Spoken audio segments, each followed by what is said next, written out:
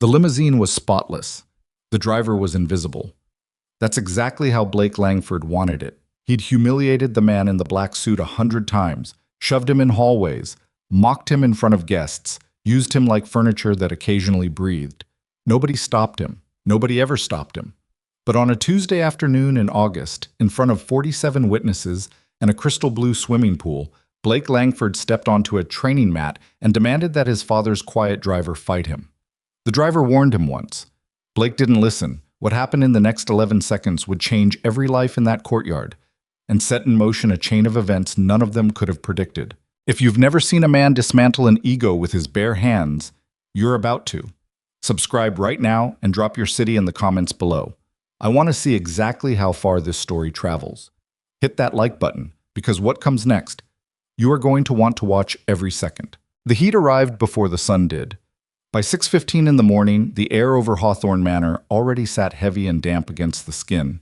The kind of August heat that didn't build. It simply existed, pressing down on everything beneath it like a hand flat against a table. The Spanish moss on the ancient oaks along the estate's front drive hung perfectly still. No breeze, no relief, just that thick, syrupy Carolina warmth that made men slow and careless. Ethan Mercer was neither. He stood beside the black Lincoln Continental in the lower carport, a chamois cloth moving in slow, even circles across the rear panel, his eyes already scanning the tree line without appearing to do so. It was a habit so deep it wasn't even conscious anymore.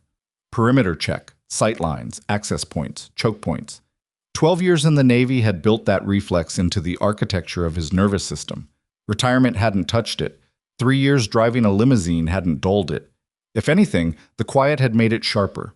The chamois moved. His eyes moved. The tree line stayed empty.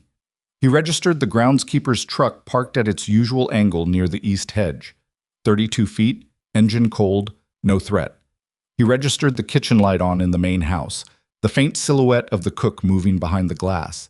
Marguerite, earlier than usual, probably because the family had guests staying over. He registered the security camera above the carport door rotating on its 6-second cycle and the 4-second dead window it created when it swept left. Old habit. He wasn't casing the place. He was just watching. The way a man watches who spent years in environments where missing something small meant missing everything. He folded the chamois, tucked it into the side pocket of his uniform jacket, and checked his watch.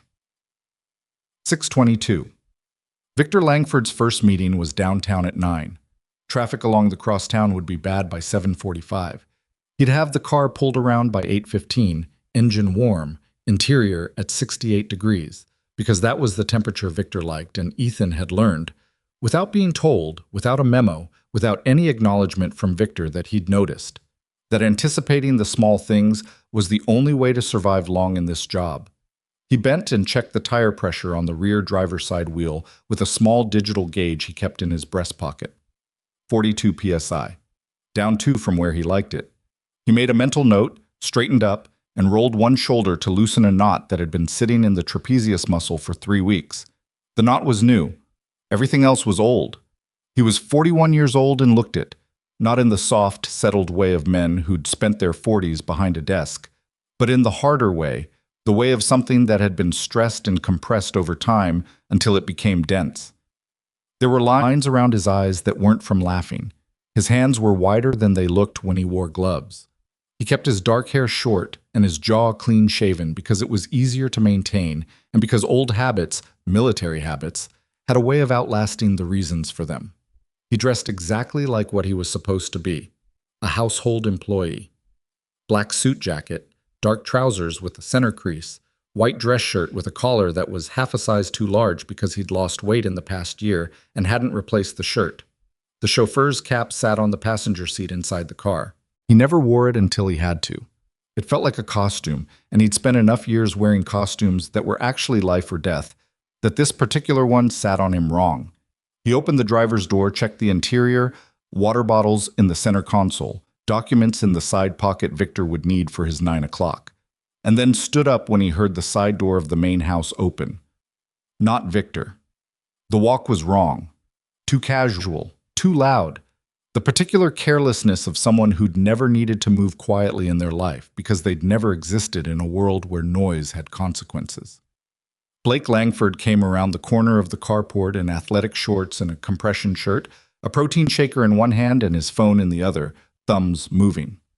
He was 24 years old, built in the way that came from 3 gym sessions a week and visible effort, and he moved through spaces the way a person moves when they've never once in their life walked into a room and worried about whether they belonged there. He didn't look up from his phone. "Car looks dirty," he said. Ethan looked at the car.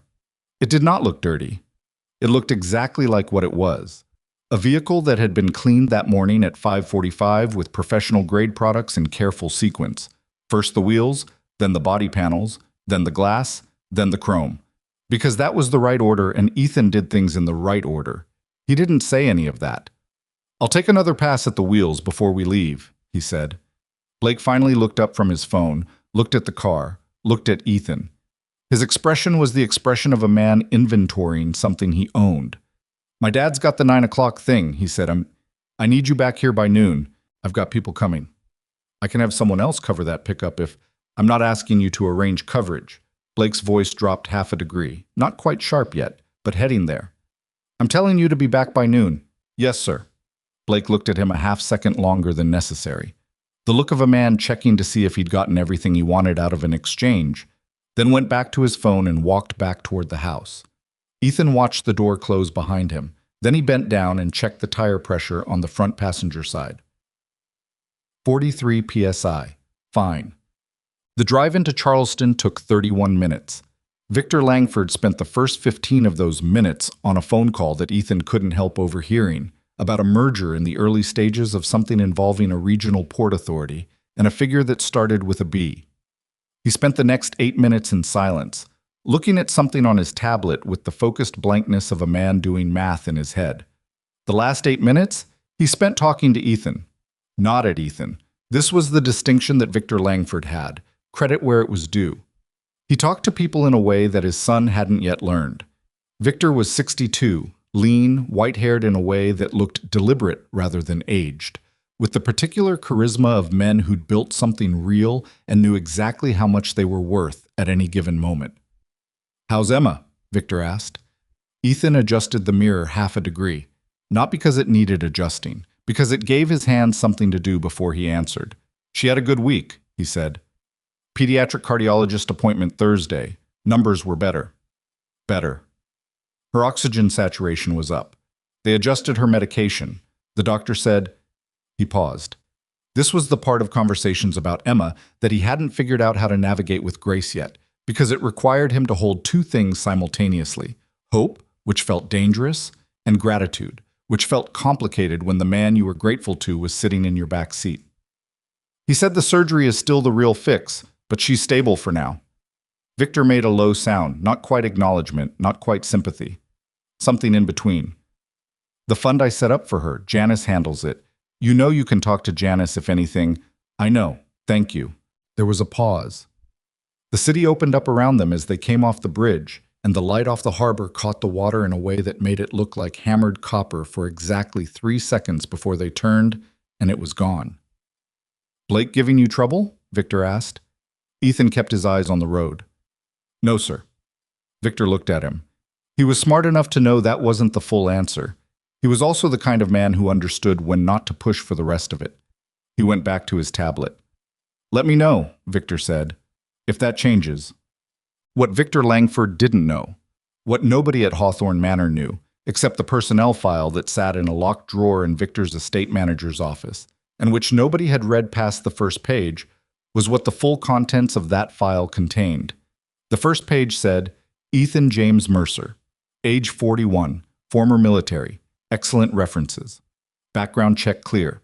Driving record clean. Hired, September 14th. The rest of the file, if anyone had bothered to read it, would have told a different story. It would have told the story of 12 years in naval special warfare, of a SEAL designation earned not once, but recertified 3 times across different operational environments: cold weather, maritime, VBSS. Of deployments to places that didn't appear in official records because the operations conducted there didn't officially occur. Of a team designation that even now Ethan didn't say aloud in the presence of people who didn't need to know it, because discretion was the first thing the job had trained into him. Before tactics, before weapons, before hand-to-hand, it had trained him to be invisible.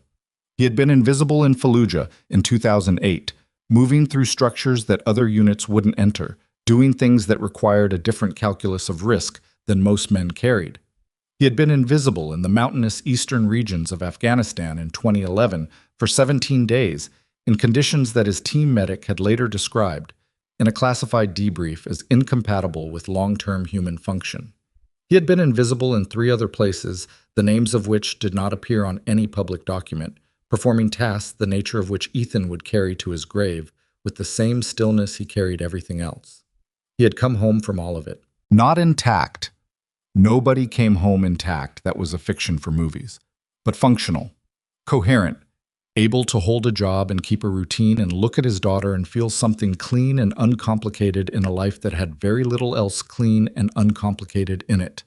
Emma was 9 years old. She had her mother's eyes and her mother's laugh and a heart that had been wrong since birth, in a way that the doctors described with clinical words that Ethan had long since memorized, but still couldn't make himself repeat without something tightening in his chest. She needed surgery. She had needed surgery for 2 years. The cost of that surgery, and the follow-up care, and the monitoring equipment, and the specialist visits, was a figure that had made Ethan sit in his truck in a hospital parking garage at 11 o'clock at night and stare at the steering wheel for a long time after the financial counselor had handed him the printout. He'd taken the job at Hawthorne Manor 3 weeks later. The pay was better than anything else he'd found that left him in Charleston, near the children's hospital, near Emma's school, near the small apartment with the 2 bedrooms where Emma slept in the room with the window that caught the morning light, and where Ethan slept in the room with the door that faced the hallway, because that was the room that covered the entrance. Old habits. The work was straightforward. Drive. Wait. Drive again. Maintain the vehicles. Maintain the schedule. Maintain the invisibility. He was good at all 3. He had been trained for environments where the margin for error was measured in milliseconds, and the consequences of failure were measured in body bags, and he had translated that training into an almost neurotic precision in the small things: the tire pressure, the interior temperature, the exact timing of the car's arrival at the curb so that Victor's door opened 3 seconds after the engine stopped. Not 5, not 2, but 3, because 3 was the number that felt correct, and Ethan had learned to trust the things that felt correct. He said little. He noticed everything. He caused no trouble. And 3 times a week, when Emma stayed with her grandmother and Ethan had evenings to himself, he drove to a commercial gym in North Charleston where he knew nobody and had a standing arrangement with the owner to use the backspace. The heavy bags, the grappling mats, the small room with the mirrors that Ethan didn't look at while he worked because he wasn't interested in watching himself. And he spent 2 hours doing the things that kept the machinery in working order. Not for any planned purpose, not because he anticipated needing it, simply because 12 years of building something into yourself created an obligation to maintain it, the same way you maintained a vehicle that you weren't currently driving but intended to keep. He was not looking for trouble. He was not presenting himself as anything other than what he appeared to be. He was a man in a black suit who drove a car and lived quietly and went home every night to an apartment where he sometimes sat on the edge of Emma's bed after she was asleep and listened to her breathe, just to confirm the sound of it, just to register that the breathing was even and regular and that she was still there. I was, in every visible way, nobody. Blake Langford had decided, early and with the casual certainty of a young man who had never been seriously wrong about anything, that nobody was exactly what Ethan Mercer was. It started with small things. Most of what Blake did was small, initially. The comments about the car not being clean enough, the instructions delivered without eye contact, to the middle distance, in the tone of a man giving orders to a voice assistant. The time Blake had come out to the carport with 3 friends and made a point of introducing Ethan as the help, with the particular emphasis on the article that turned it into something with an edge. Ethan filed these things the same place he filed everything else that wasn't an immediate operational concern. Away. Noted. Not acted upon. The first time it got physical was a Wednesday, 6 weeks in. Blake had come back from a late night in a state that Ethan recognized immediately. The particular looseness in the limbs, the dilation of the pupils, the slightly elevated speech rate that suggested something pharmaceutical in combination with alcohol. Ethan had been waiting by the car to drive him inside, and Blake had walked past him, stumbled slightly on the carport step, and put his hand out to catch himself on Ethan's shoulder. What Ethan noticed, could not help noticing, the registration was automatic, was the follow-through. The stumble was real, the recovery was real, but the hand on the shoulder stayed a half second too long and then pushed, slightly, before releasing. Not a shove. Something that could be explained as nothing if it needed to be explained. Something that was absolutely intentional. Ethan didn't move. "Sorry," Blake said, not sounding it, and went inside. Ethan stood in the carport for a moment, listening to the night sounds settle back around the estate. Cicadas, the distant sound of a boat on the water, the hum of the electrical system in the gatehouse. He took a slow breath in through his nose and let it out through his mouth. Then he went to the utility room, got the equipment he needed, and spent 40 minutes cleaning a section of the east garden wall where someone had let an irrigation head run too long and the moss was getting into the brickwork. It needed doing. It gave his hands something to do. He was good at finding things that needed doing. Blake's martial arts phase had begun by the time Ethan arrived at Hawthorne Manor, approximately 4 months prior. The estate had a full gym on the lower level, and Blake had converted a section of it to a training space with padded flooring, a heavy bag, a speed bag, and a rack of training equipment that had cost more than Ethan's monthly salary. He had a private instructor who came Tuesdays and Thursdays, a legitimate fighter, Ethan could tell from the way the man moved. Someone with real credentials, probably a solid regional career behind him. The instructor's name was Darius, and twice Ethan had passed the gym during sessions and paused in the hallway long enough to assess what was being taught. It was legitimate instruction, solid fundamentals. Brazilian Jiu-Jitsu with a Muay Thai stand-up. Real techniques, properly taught. If Blake had been a serious student, he would have been building something real. Blake was not a serious student. He was a man learning just enough to believe that he knew more than he did, which is perhaps the most dangerous kind of student, not dangerous to others, but dangerous to themselves, because the gap between their confidence and their actual capability has no floor.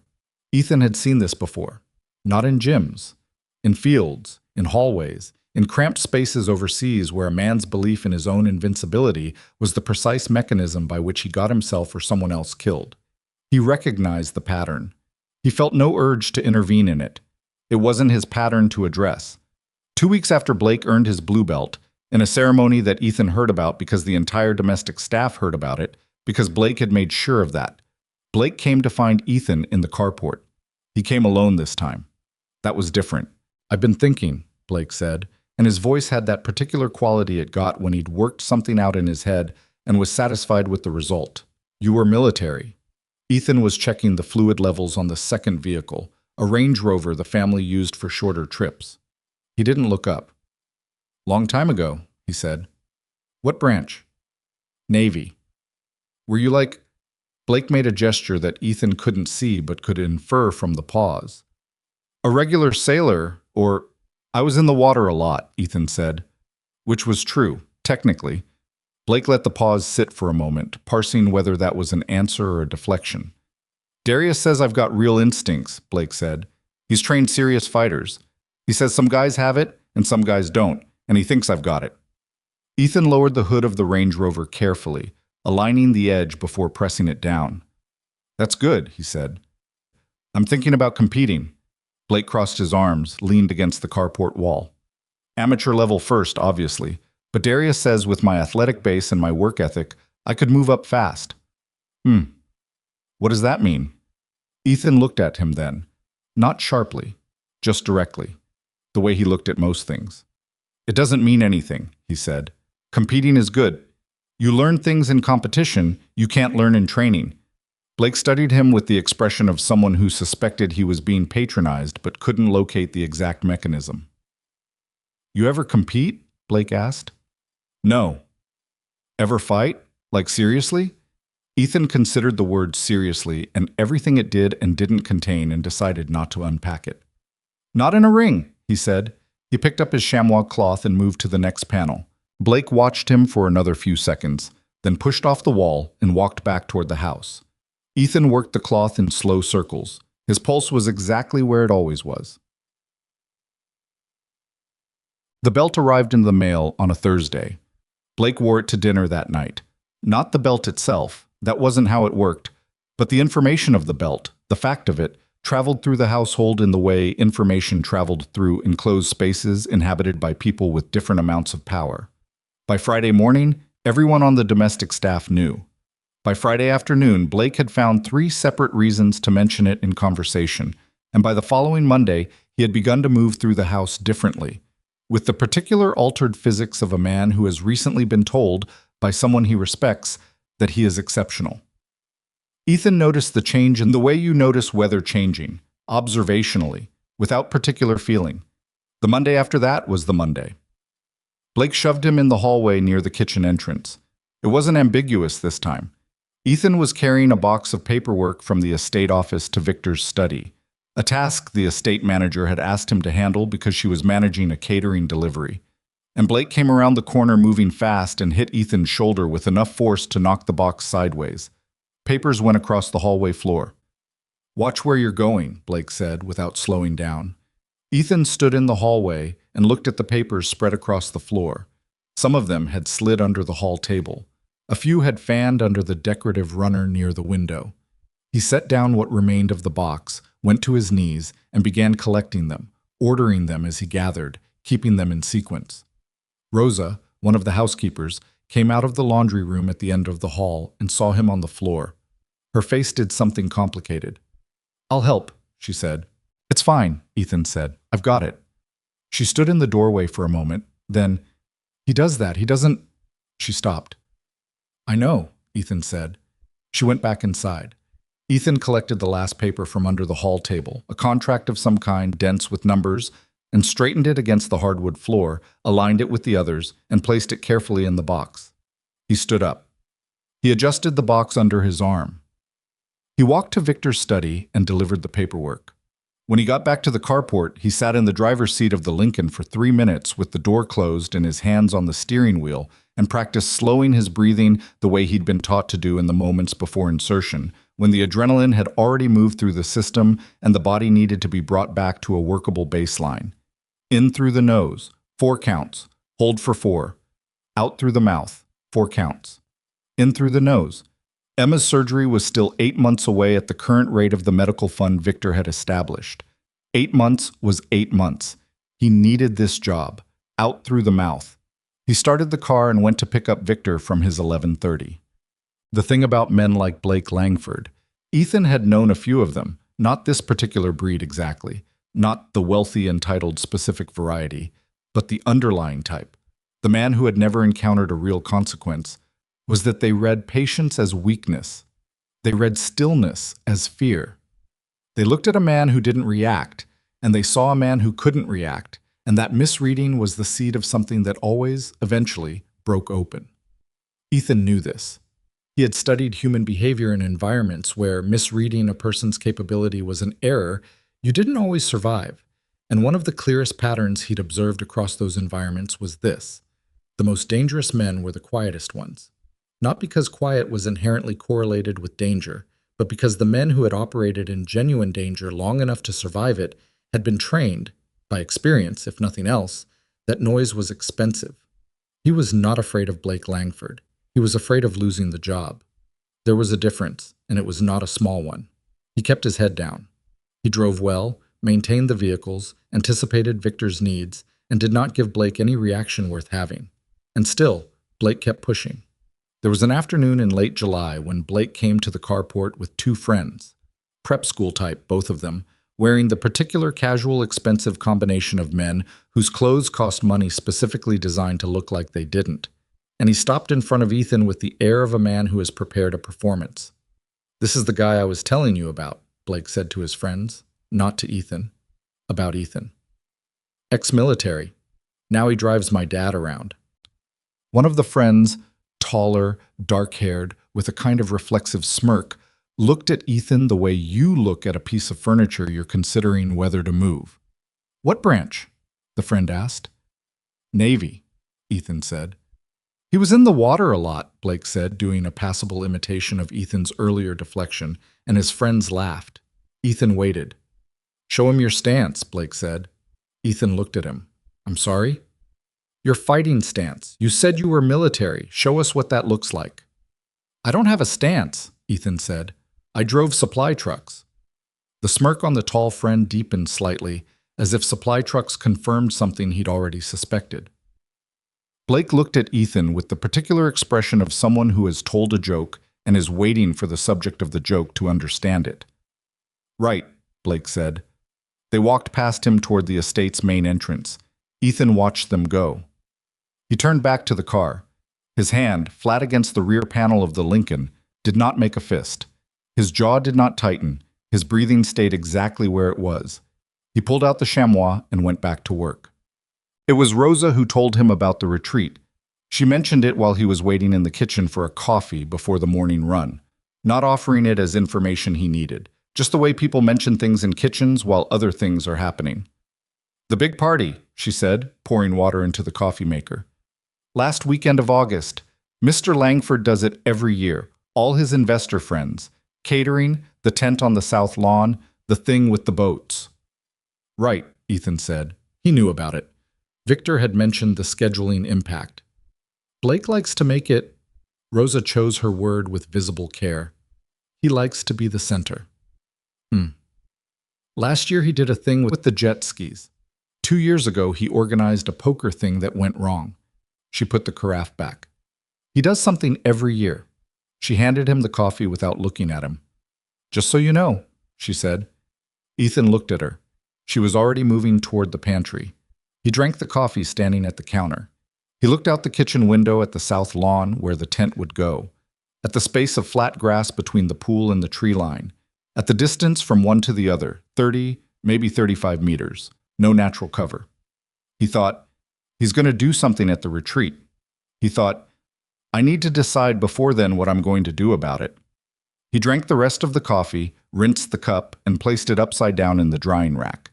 Then he went to get the car ready, because Victor had an 815, and the tire pressure on the rear driver's side wheel was still down 2 psi, and somebody needed to deal with that before they got on the bridge. He was halfway across the carport when his phone buzzed in his breast pocket. He stopped, pulled it out. The text was from the hospital's billing department, automated, a reminder about an outstanding balance on Emma's most recent monitoring appointment, flagged for follow-up, because the insurance carrier had reclassified one of the charges as elective. Elective. He read the word twice. Then he put the phone back in his pocket, opened the compressor cabinet in the corner of the carport, and connected the line to the Lincoln's rear driver's side valve. The compressor hummed. The needle climbed. He watched it, and he thought about Emma asleep in her room with the morning light coming through the window. And he thought about 8 months, and he thought about what a man could survive when the reason was clear enough. The needle hit 44 psi. He disconnected the line, folded the compressor cord back into the cabinet, closed the door, went to get the car. The last week of August arrived the way everything arrived in Charleston, slowly, heavily, wrapped in heat that didn't apologize for itself. The estate transformed in the days before the retreat as catering trucks came and went, and a large white tent rose on the south lawn like something that had always been there, waiting to be assembled. Ethan watched the preparations from the margins. He drove Victor to 4 meetings in 3 days and drove Blake twice, once to a restaurant downtown, once to a boxing gym in West Ashley, where Blake had apparently begun supplementing his training. On the drive back from the boxing gym, Blake sat in the back seat with his phone and his protein shaker and didn't speak for most of the trip. Then, 2 miles from the estate, he said, "You ever see a guy fight who knows what he's doing?" Ethan checked the mirror. Blake was looking at his phone. "Yes," Ethan said. "What does it look like?" Ethan thought about this for a moment. "Depends on the fighter," he said. "The good ones don't look like much most of the time, right up until they do." Blake said nothing. He was quiet for a mile. "Darius says I've got hands," he said. "Okay," Ethan said. "He says I've got the fastest hands he's trained in 2 years." Ethan drove. "That's good," he said. "Fast hands are useful." Blake glanced up at the mirror then, quickly, checking whether Ethan was being sarcastic. Ethan's face gave him nothing. Ethan's face was the thing it always was. Neutral, resting, present without being available. Blake looked back at his phone. "Yeah," Blake said. It is. The estate gates appeared at the end of the private road. Ethan rolled down his window at the sensor and waited for them to open. Inside the gate, the south lawn showed the half-erected skeleton of the tent, aluminum poles catching the late afternoon sun, canvas folded in careful stacks. A crew of 6 working in the quiet professional way of people who do this for a living. Blake got out of the car before it fully stopped and walked toward the house without looking at any of it. Ethan put the car in park. He sat there for a moment, looking at the tent frame. He thought about Rosa's warning, the careful deliberateness of it, the way she'd handed him the coffee without meeting his eyes. He thought about what Blake had been building toward for weeks. Not consciously, maybe, but with the direction of something working on instinct. A young man who had been given the language of violence without its actual grammar, who had acquired the idea of himself as capable before he'd acquired the capability, and who had been probing the edges of a man he had decided was powerless. He thought about the retreat, the guests, the audience, the particular way that men like Blake performed for audiences. He thought, soon. He thought, I need to decide. He turned off the engine. He got out of the car, walked to the rear, opened the trunk, and removed Victor's briefcase. He carried it toward the house in the long gold light of late afternoon. And somewhere in the main house, behind a window Ethan could not see, a phone call was being made. Blake's voice, animated, pleased with itself. And the words, had Ethan been close enough to hear them, would have confirmed everything he had already understood. No, it'll be hilarious. Trust me, he won't do anything. He can't. The door closed behind Ethan. The tent frame threw long shadows across the empty south lawn. Tomorrow, the guests would arrive. And the day after that, the day that would rewrite the order of things at Hawthorne Manor, the day that would move Blake Langford from the center of his own story to somewhere less comfortable, was already coming. Whether Ethan was ready for it or not. Whether any of them were. The guests arrived the next morning in a procession of rental SUVs and private car services, the kind of people who traveled with rolling luggage that cost more than Ethan's monthly rent, and who handed their bags to whoever was standing nearest without checking whether that person was actually a porter. Ethan was not a porter.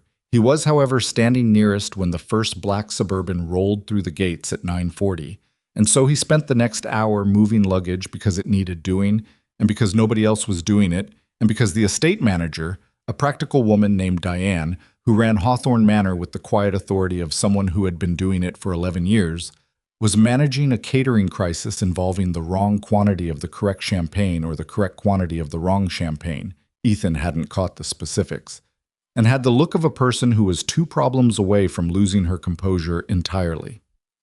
Just, can you handle arrivals? She'd said to him, catching him near the front entrance at 9:15, and it wasn't really a question. Yes, he'd said. So he handled arrivals. There were 43 guests in total. He counted them without intending to. It was automatic, the same way he cataloged exits in unfamiliar rooms and noted which vehicles in a parking lot had their engines still warm. 43 guests, 17 couples and 9 singles, ranging from a man in his 80s who moved with a cane and dressed like money from 40 years ago to a pair of women in their 30s who arrived together and spoke to each other in rapid, overlapping sentences about someone named Marcus and his various failures. Investment people, mostly. The kind of wealth that was 2 or 3 generations removed from the person who'd originally earned it. With a few self-made exceptions, Ethan could identify by the way they carried themselves. Slightly differently from the others, slightly more alert to the room.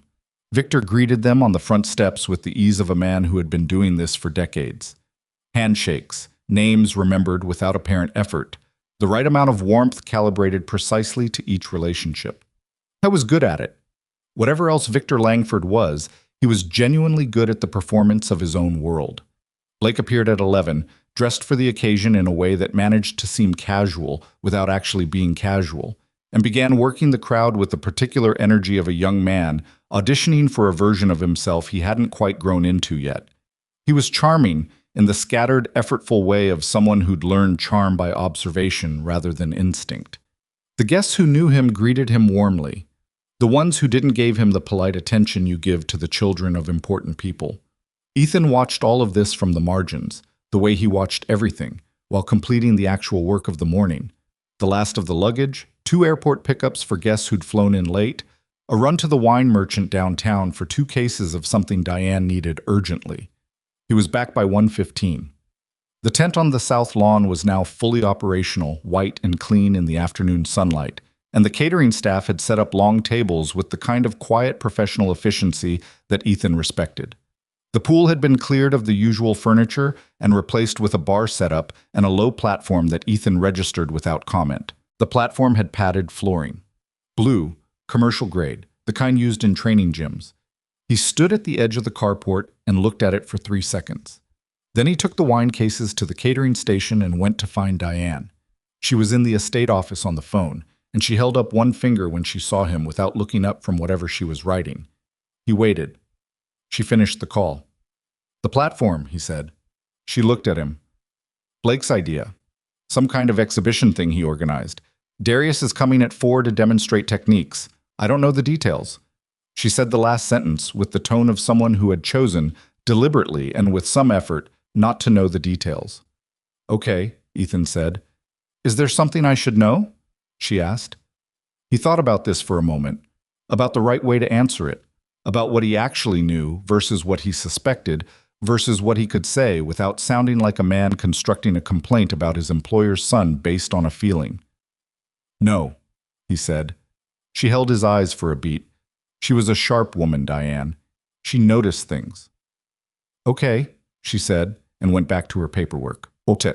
Darius arrived at 4:10 in a silver sedan and shook Blake's hand in the driveway with the particular warmth of a professional maintaining a good client relationship. He was a solid, compact man in his late 30s, mocha-skinned with close-cropped hair, and he moved with the economy of someone who'd spent years not wasting anything.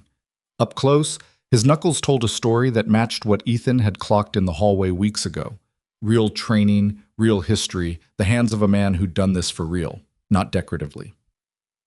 Ethan was moving a tray of glassware from the catering van to the bar setup when Darius walked past.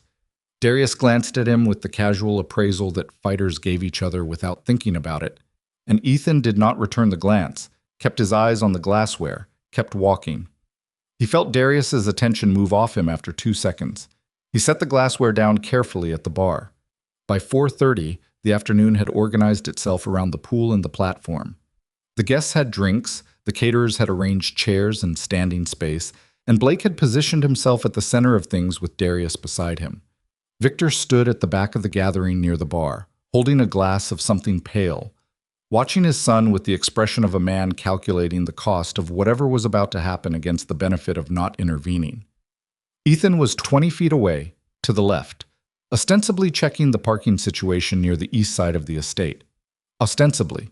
Blake took the platform with Darius and gave a short speech about the importance of discipline and physical development that was better than Ethan expected.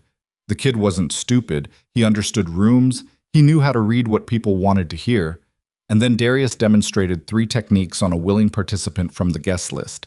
A younger man in his early 30s who had the athletic build of someone who played recreational tennis and was clearly pleased to be included. The techniques were clean. Darius knew what he was doing. The guests were engaged, the drinks were flowing, the afternoon sun was beginning its long drop toward the water. Everything was moving the way retreats were supposed to move. And then Blake said Ethan's name. Not loud. Conversational almost, into the microphone he'd been using for the speech. But the name traveled across the pool deck with the particular clarity of something said into a held breath. Mercer. "Hey, Mercer." Ethan was still 20 feet away. Every person within range of the pool deck heard it. The conversations near him slowed. He turned. He looked at Blake on the platform. Blake was smiling, the particular smile of a man who has planned something and is pleased to be executing it. Beside him, Darius's expression was carefully neutral in a way that suggested he knew something was coming that he hadn't been fully briefed on. "Come up here," Blake said. "Dad wants to do something." Ethan looked at Victor. Victor looked at Blake. Then Victor looked at Ethan, and his expression did something complicated, discomfort, or calculation, or both. And then he straightened slightly and spoke toward Ethan with the careful tone of a man about to do something he wasn't entirely sure about. "Just a little exhibition thing," Victor said. "Friendly. I thought it might be fun. The guests would enjoy it. There's a bonus in it for you. Seriously, it's nothing." Fun. Ethan stood on the pool deck for a moment with 43 pairs of eyes on him. and the late afternoon sun pressing down on everything and the faint sound of a boat horn somewhere on the water a quarter-mile east. He took a breath. He crossed the deck. He stopped at the edge of the platform and looked up at Blake. Blake's smile hadn't moved. Behind it, though, there was something that wanted to make sure. Some flicker of awareness that understood it had committed to something and needed to confirm the other party was going to behave according to script. "I'm in a work uniform," Ethan said. He said it quietly. Not performing quietness, just actually keeping the statement between himself and Blake. "Take the jacket off," Blake said. Same volume. "Performing for the room." Ethan looked at him. "I need you to understand something first," Ethan said. "Yeah?" Blake's chin came up slightly. "I'm going to ask you not to do this." The smile got a degree more confident. "Mercer, come on. Guests are watching. It's a friendly—" "I know what it is," Ethan said. "I'm asking you not to." Blake stared at him. The stare was supposed to communicate something. Authority, maybe, or the social weight of the moment, the 43 guests and the platform, and the fact that backing down now would cost Blake something he wasn't willing to pay. "It's an exhibition," Blake said, his voice carrying now to the room. "Unless you're scared." Several guests laughed, not unkindly. The nervous laughter of people who sense something they can't name and fill the discomfort with sound. Ethan looked at Blake for one more second, then he removed his jacket. He folded it. He set it on the chair at the platform's edge. He undid the top button of his dress shirt and rolled each sleeve 2 turns up the forearm and stepped up onto the platform. Darius shifted to the side. He looked at Ethan with the recalibrating expression of a man who had just noticed something that changed his read on the situation. Blake didn't notice Darius noticing. He was already moving into his stance, the stance Darius had drilled into him over months. Weight distributed, hands up, chin down. Textbook, legitimately correct. And the guests made appreciative sounds because it looked like something. Ethan stood across from him. He stood the way he stood everywhere else. Weight even. Hands at his sides, loosely. His face exactly what it always was. Victor said, somewhere behind the crowd, "All right, keep it friendly, just a demonstration."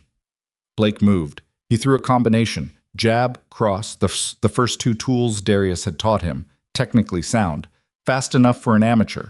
The kind of combination that would land clean on someone who didn't see it coming or didn't know what to do when they did. Ethan slipped left. The jab went past his ear by 4 inches. The cross hit nothing. Blake's momentum carried him forward a half step, and by the time he'd recovered his balance, Ethan was beside him, not in front of him, and had made no move except the slip. The guests went quiet. Blake reset. Looked at Ethan. The smile was still there, but underneath it something had shifted. A recalculation happening faster than he could hide. He moved again. This time more committed, a heavier entry with his right, the power hand, putting his hip into it the way Darius had shown him. Ethan moved inside it. It happened so fast that most of the guests couldn't reconstruct it afterward. One moment Blake was throwing, the next moment he was horizontal, face down on the blue mat, and Ethan was beside him with 2 fingers resting lightly on the back of Blake's neck. Not gripping, not pressing, just present. A gesture. A notification.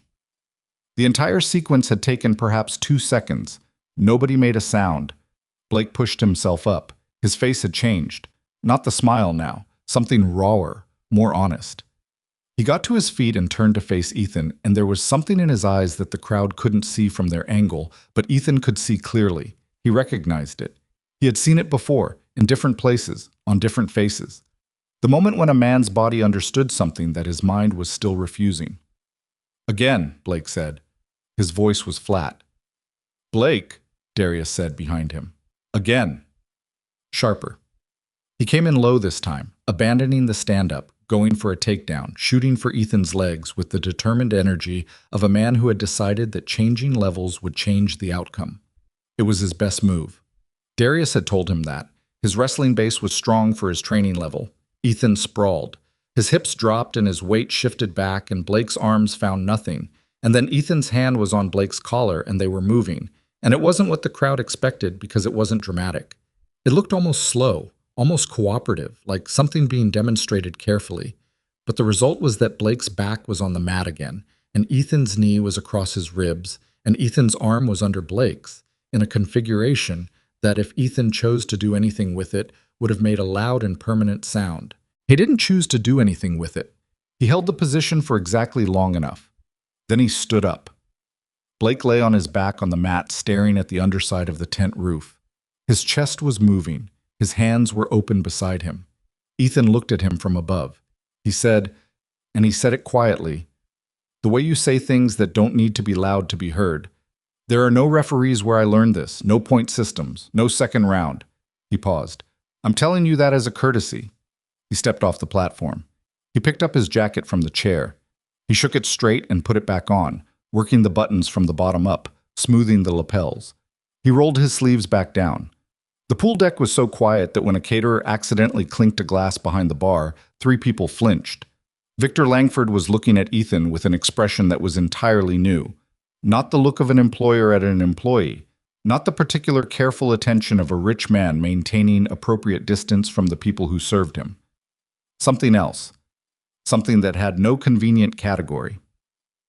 Ethan caught his eye, held it for a second, looked away. He walked off the pool deck and across the south lawn and around the side of the house toward the carport. And he walked at the same pace he always walked, the same even, unhurried pace of a man going from one task to the next. And nobody followed him, and the sound of the party behind him stayed suspended in that strange silence for another 10 seconds before voices slowly, carefully, began to rebuild themselves. He sat in the carport for a long time. Not in the car. On the low concrete ledge at the back of the carport where the equipment cabinet was, in the shadow where the afternoon light didn't reach. He sat with his elbows on his knees and his hands loosely linked, and he stayed very still, and he thought about whether he had just made the worst decision of the past 3 years. The thing was, and this was the part he turned over slowly, examining it, he hadn't lost control. That would have been easier to categorize. A man losing control was a thing you could diagnose and address. What had happened on the platform was the opposite. He had been entirely controlled. He had done exactly what the situation called for, and nothing more. He had made Blake Langford safe from something Blake Langford was determined to walk into, and in doing so, he had very possibly destroyed the thing he came here every day to protect. Emma's surgery was 7 months and 3 weeks away at the current rate. Victor's medical fund made it possible. The job made the fun possible. He pressed the heels of his hands against his eyes. He thought about the way Victor had looked at him, tried to read it. Not angry. That was something. Not afraid exactly, though there had been something in the register adjacent to it. Recalibrating. Victor Langford's face, when it was recalibrating, looked like a man running a new set of numbers. What those numbers produced was the question. He heard footsteps on the gravel outside the carport. Not Victor's walk, not Blake's, the particular efficient stride of someone who covered ground without drama. Darius appeared in the carport doorway. He stood there for a moment, looked at Ethan. Ethan looked back. "Mind if I—" "No," Ethan said. Darius came in. "I didn't sit." He stood with his arms crossed, not hostile, just considering. "Where?" he said. Ethan looked at him. "Where did you train?" It wasn't quite a question. Darius was too much of a professional to frame it as one. "Here and there," Ethan said. Darius nodded slowly. "I've trained serious people. I've been around serious people." He paused. "You're different." "I'm a driver." You moved inside his cross before he committed to it. Darius said it with the careful tone of a man reporting a fact that interests him professionally. "Most people with real training wait for the commitment. You read the tell." He paused again. "That's not gym stuff." Ethan looked at the floor between his feet. "He's not bad," Ethan said. "Your fundamentals are good. He's got real athleticism." "I know what he's got." Darius's voice was neutral. "What have you got?" Ethan was quiet for a moment. "A job to do," he said, "that I may have just complicated." Darius made a sound that wasn't quite a laugh. He unfolded his arms, looked around the carport, looked back at Ethan. "He's going to come after you for that," Darius said. "Not physically. He's not stupid enough for that now." He said now with an inflection that acknowledged how recently that had changed. "But he'll find another way to make it uncomfortable." "I know." "Victor, though—" Darius stopped, seemed to be choosing words. "Victor's not a stupid man either, what he just saw out there." He shook his head. "He's going to have questions."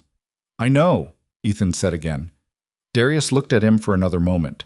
Then he nodded once, the way you nod when a conversation has reached a natural end, and you've both gotten something from it without quite defining what. Take care of yourself, Darius said, and walked back out into the afternoon light. Ethan sat in the carport and listened to his footsteps fade. Victor found him 40 minutes later. Ethan had moved by then to the first vehicle, the Lincoln, where he was running through the pre-drive checklist with more thoroughness than it required because his hands needed occupation. He heard Victor's footsteps on the gravel path from the main house and registered them without turning. Victor came around the corner of the carport and stopped. He was still holding his glass, though it was empty now, the ice long since melted. He looked at Ethan the way he'd looked at the numbers on his tablet in the car, with concentration, with the weight of a man taking a calculation seriously. "Talk to me," Victor said. Ethan set down the tire gauge. He turned to face his employer. "What do you want to know?" he said. "What I want to know," Victor said carefully, "is who exactly I've had driving me around for the past 8 months. Ethan held the look. There were a few ways this conversation could go, and he went through them quickly, the same way he went through approaches and contingencies, which was simply the way his mind worked now. "My background's in the file," he said.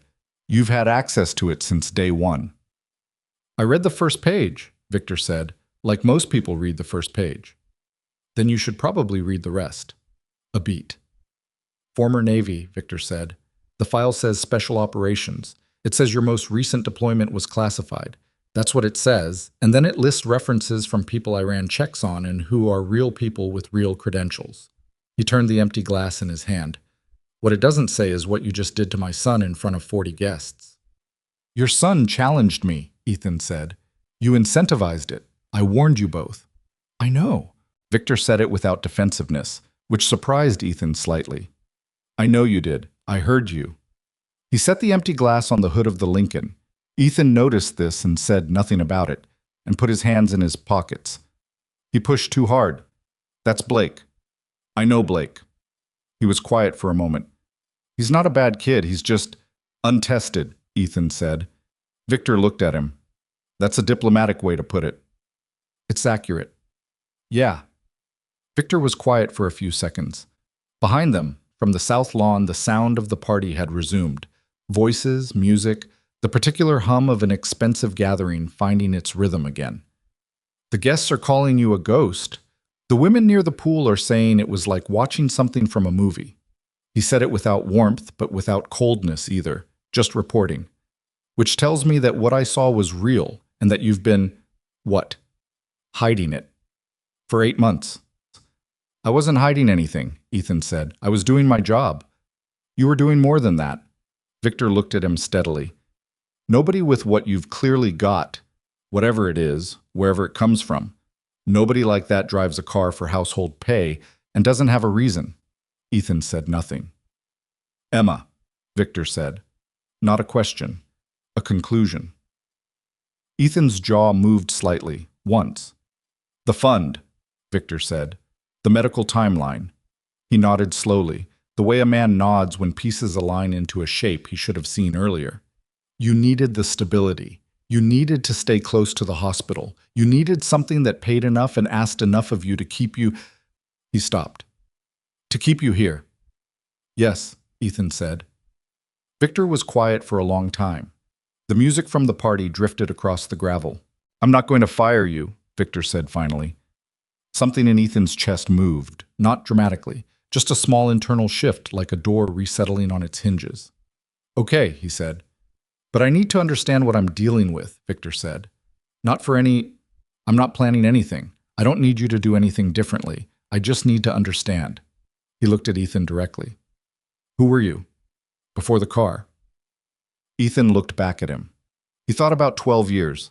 About the water, the cold water in places where the cold was a thing you learned to work inside rather than fight. About rooms entered in darkness. About men he'd moved with through spaces where sound and light were both the enemy. About the particular compressed quiet of the moments before everything happened, and the particular mechanical quality of the moments when it did. About the way none of it, had stayed where he'd left it.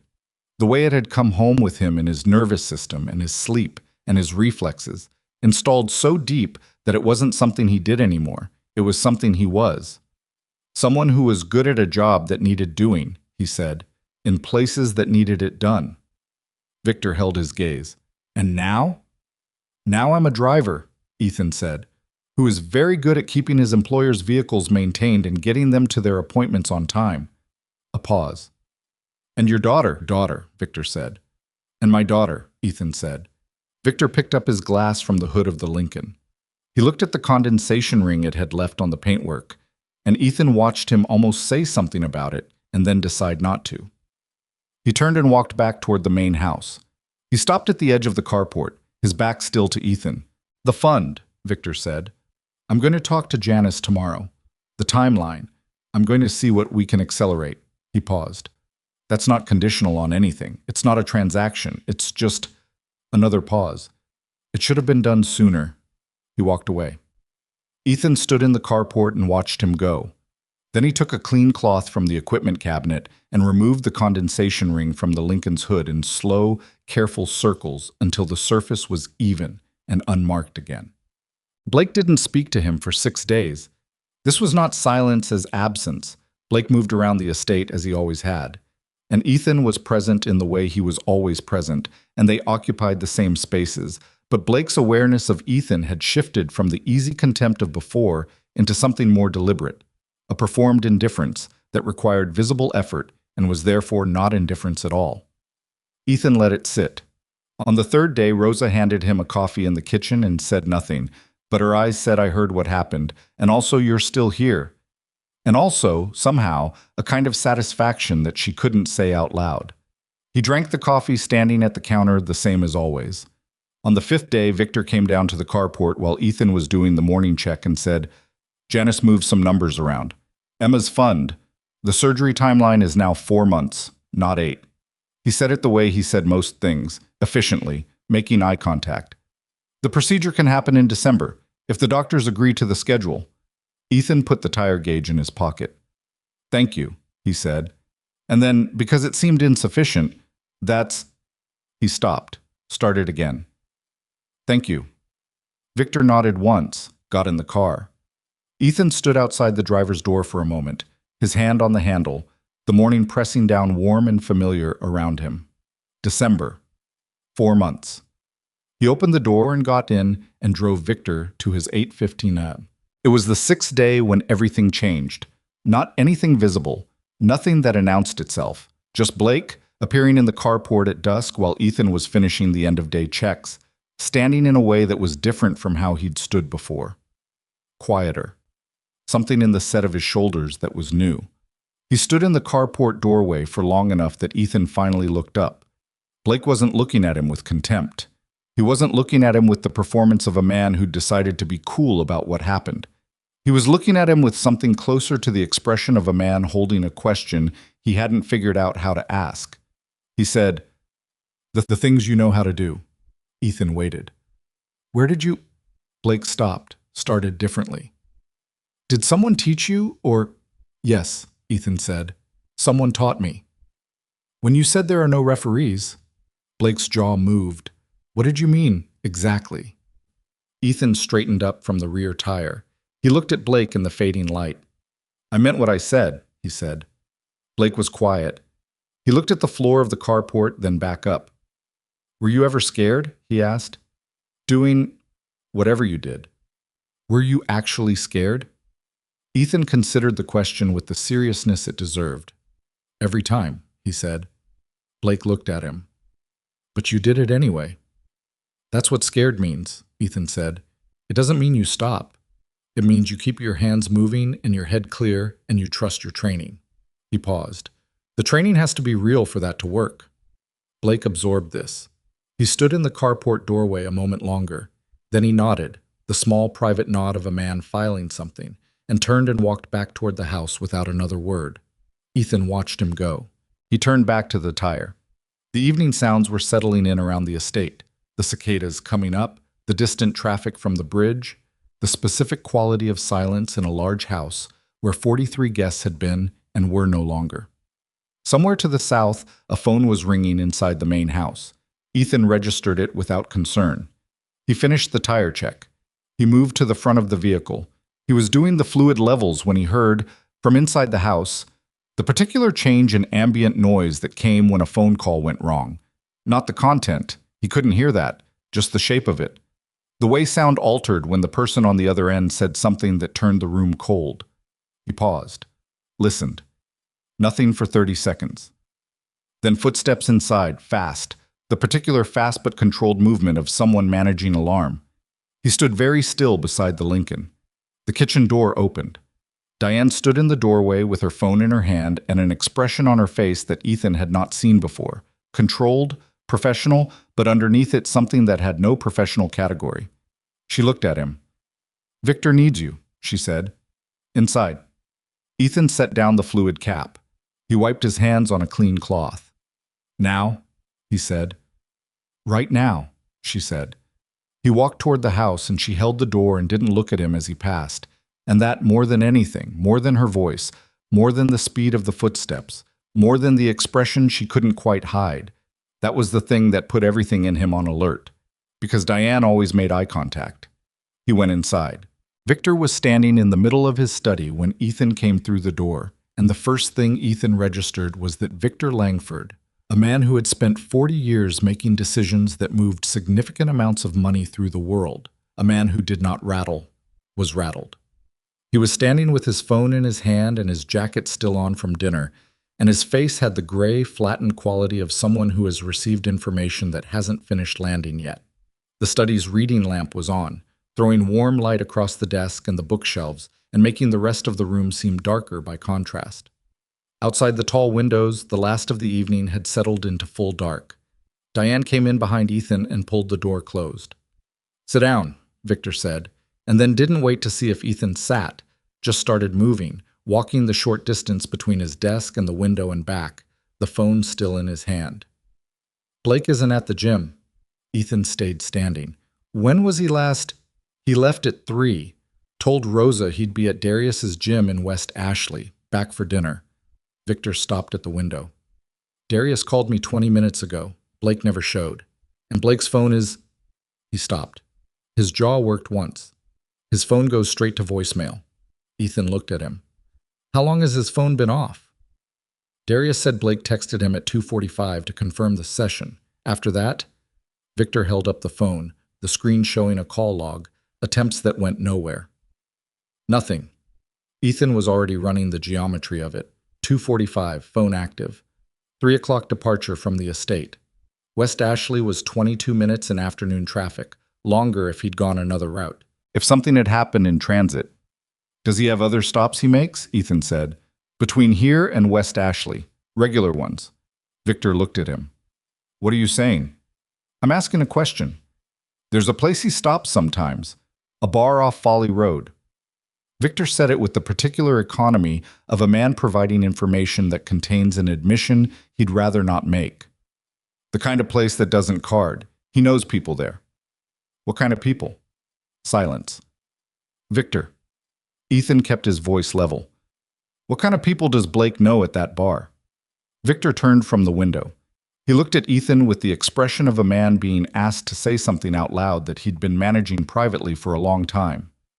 "There was a situation," Victor said carefully, "earlier this year, before you came on. Blake got into some debt. He didn't come to me, which was the problem. He went somewhere else, and the somewhere else was—" He stopped.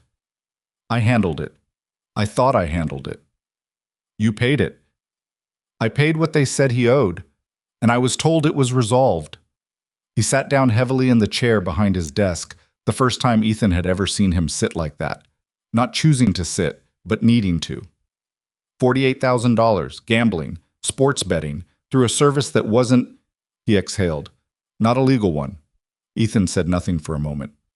"Who did you pay it to?" he said. "A man named Carver. Raymond Carver. I've never met him. My attorney made the transfer through a third-party account." Victor rubbed one hand across his face. The people he works with operate out of the Harbor District. Old warehouse space down there. My attorney said paying was the cleanest option. No exposure, no police, no—" "The Harbor District," Ethan said. "Yes." "And now Blake's phone is off and he missed his appointment." Victor looked at him. Yes, he said, and the word came out stripped of everything that wasn't fear. The room was very quiet. The reading lamp hummed its low, warm hum. Somewhere in the house, a clock was ticking in the way old clocks ticked, with mechanical certainty about the passage of time.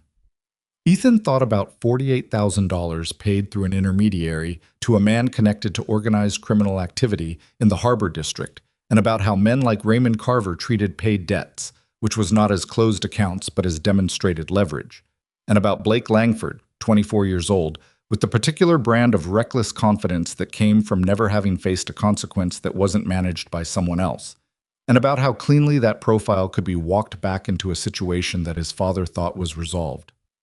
Has anyone contacted you? Ethan said. A call you didn't recognize, a message, anything in the last…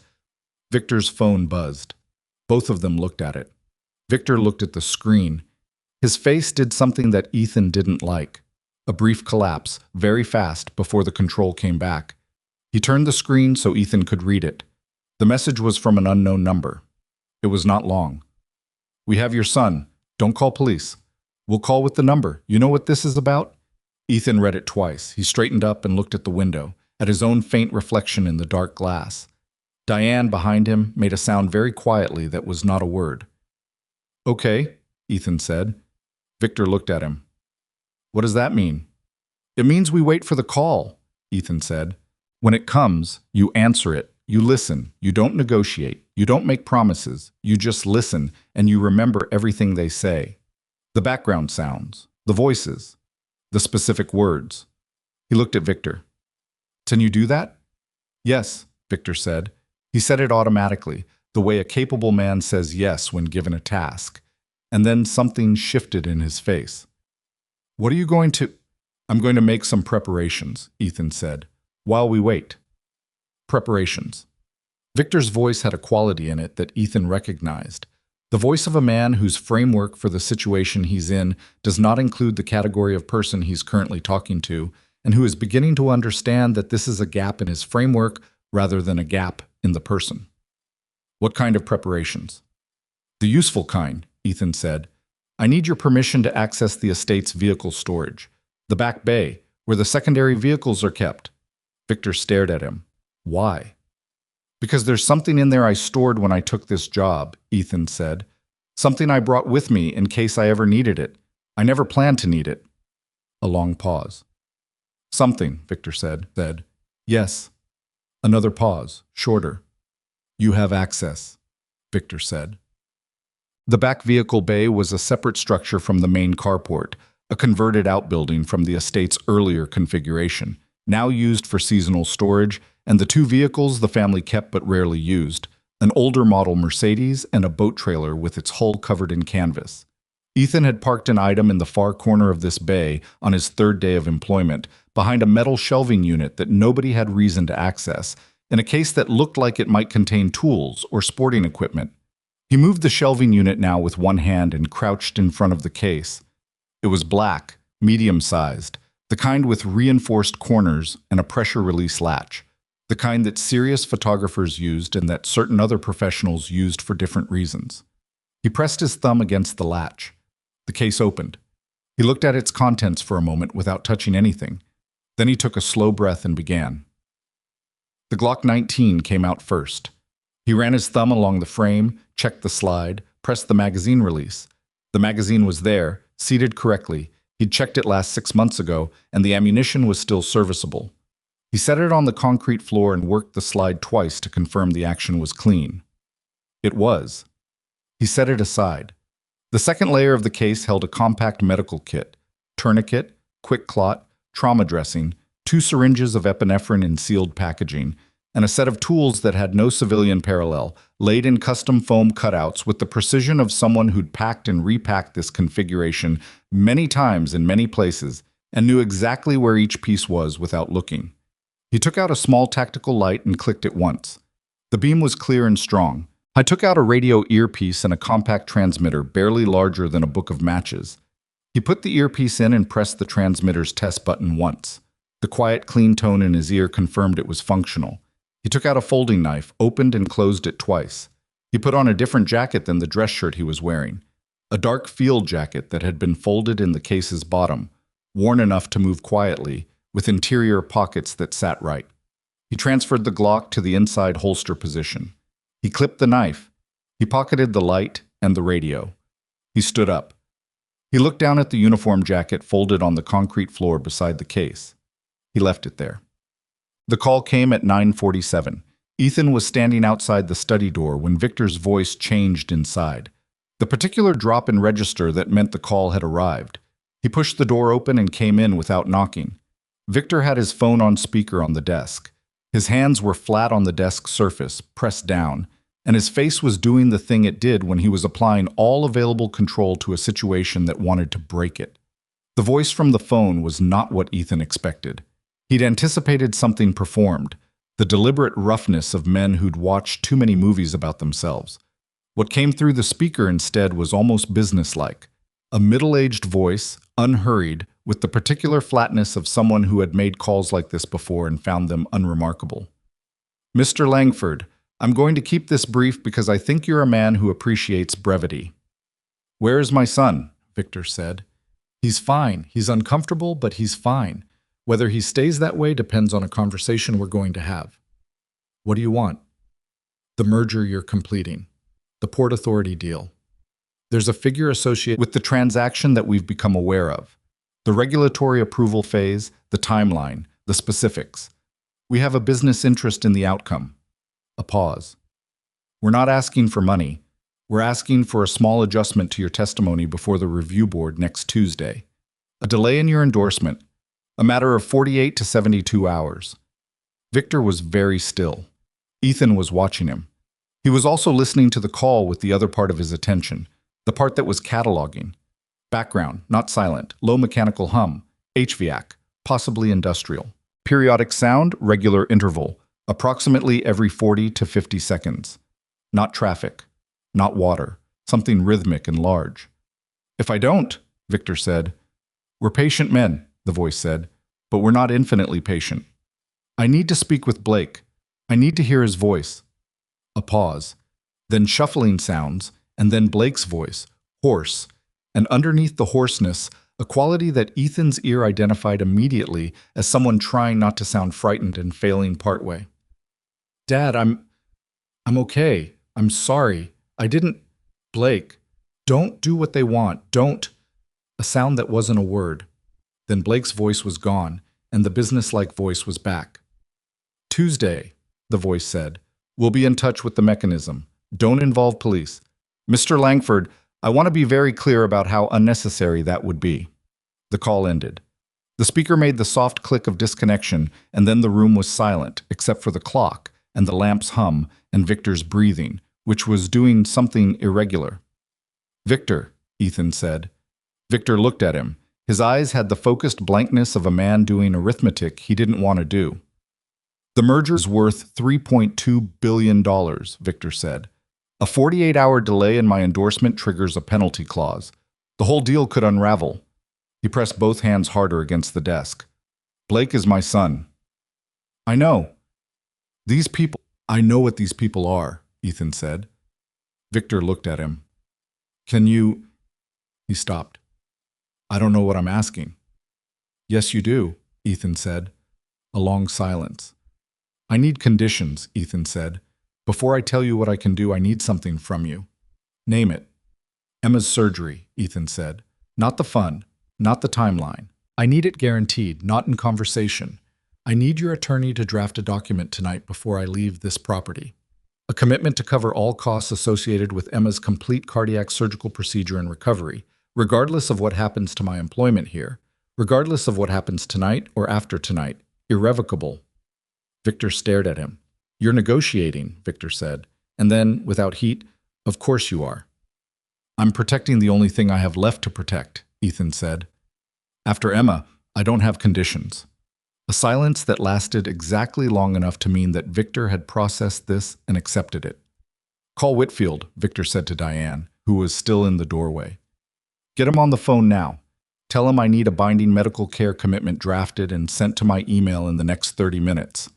He looked at Ethan. "It'll be done before you leave." Ethan nodded. "The call background," he said. There was a mechanical hum and a periodic sound, regular interval, roughly 45 seconds, large and rhythmic. Victor frowned. What does that mean? The freight rail line, Diane said suddenly. Both men looked at her. She was standing in the doorway with her phone in her hand and the expression of someone who hadn't meant to speak but couldn't help it. The Harbor District, the old machine factories down there, they're right under the freight line that runs from the port to the yard in North Charleston. Trains pass every... She stopped. Every 40 to 45 minutes, peak evening schedule, Ethan said. She looked at him. Yes. Ethan looked at Victor. I need to know everything you know about Raymond Carver, everything your attorney told you. The address, the business front, the intermediary details, everything. I'll call Malcolm right now, Victor said. He was already picking up his phone. And I need a car, Ethan said. Not the Lincoln, something from the back bay. The Mercedes in the secondary storage, Victor said, not looking up from the phone. Keys. Cabinet by the door, middle hook. Ethan walked to the cabinet. Mercer, Victor said. He stopped. Blake has his mother's stubborn streak. Victor set it to the phone in his hand, not looking up. He doesn't know when to stop pushing at things. Gets himself into situations. A pause. He's trying, underneath all of it. He's just... The sentence didn't finish. It didn't need to. I'll bring him back, Ethan said. He took the keys from the middle hook and walked out. Malcolm Whitfield, who was Victor Langford's attorney of 12 years and had been woken from dinner at home and driven to real efficiency by the tone of Victor's voice, provided what Ethan needed within 19 minutes. The address associated with Raymond Carver's Harbor District operations was a complex that had been a machine fabrication plant in the 1970s and had since cycled through 3 partial conversions without completing any of them, leaving it in the particular arrested state of buildings that are used without being fixed, power-connected, water-connected, structurally marginal, invisible to the kind of civic attention that noticed things that were either entirely abandoned or actively functional. The specific structure was Building C of the old Harlan fabrication site, on the south end of the freight access road that ran parallel to the rail line. Ethan sat in the parking area of a closed gas station 4 blocks east of the Harlan site and looked at the satellite image Malcolm had pulled up on Victor's laptop, which Diane had handed Ethan through the car window as he was leaving. The image was not recent. Satellite updates for industrial districts in the harbor area ran slow, sometimes 18 months behind. But the footprint didn't change. Building C was rectangular, roughly 60 by 30 meters, 2 stories, with vehicle access on the north face and a secondary entrance on the east side adjacent to the rail berm. Roof access via a ladder structure on the south end. 3 ground floor window openings visible on the west face, boarded now, or possibly not. He studied it for 3 minutes. Then he closed the laptop and put it on the passenger seat and sat with the engine off and the windows down, letting the Harbor District night come in around him. It smelled of salt water and diesel and the particular metallic quality of old industrial spaces, rust and oil and standing water somewhere nearby. He ran the problem the way he'd been trained to run problems.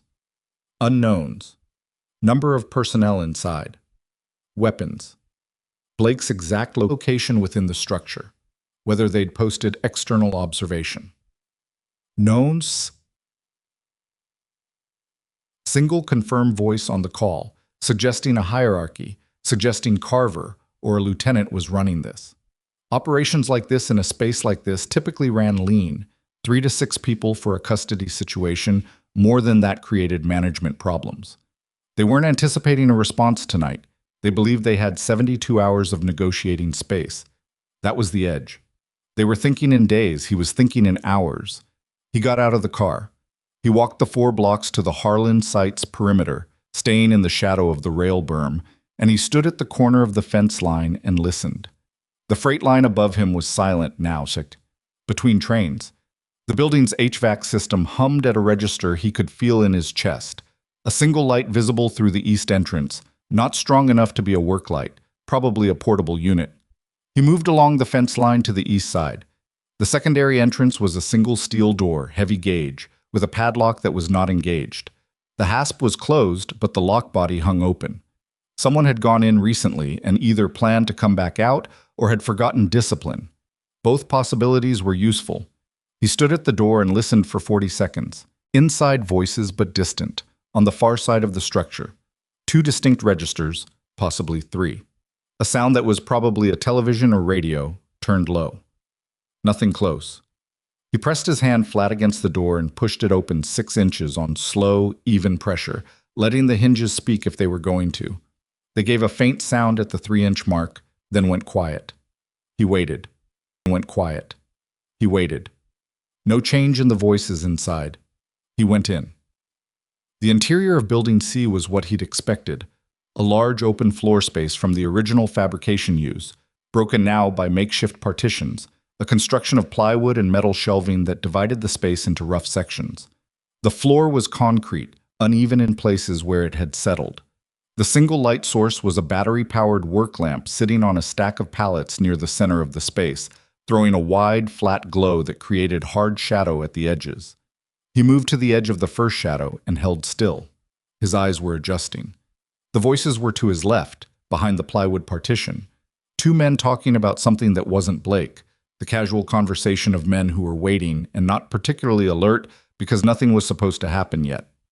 He scanned the space methodically, near to far, floor to ceiling. Blake was on the right side of the space, visible past the gap in the partition, seated in a metal chair with his wrists zip-tied to the armrests. His head was down. His shirt was torn at the collar, and there was dried blood on the side of his face from a cut near his hairline, not deep, the kind of thing that looked worse than it was. He was alive. His chest was moving. 3 threat indicators visible. 1 man seated near the plywood partition with his back partly to Ethan. 1 man standing near Blake with a phone in his hand. 1 silhouette moving near the north vehicle access, possibly a 3rd.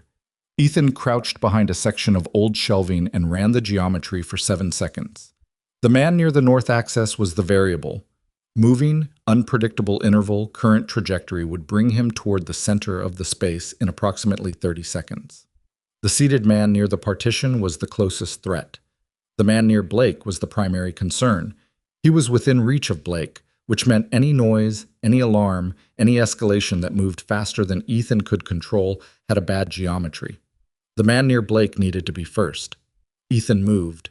He came along the far wall in the dark, using the angle the work lamp's shadow created, and covered the distance to the right side of the space without sound. The floor was his enemy and his ally. Uneven enough to be unpredictable, but he'd learned to read concrete in the dark from the feel of it, weight forward, toes first, trusting the read.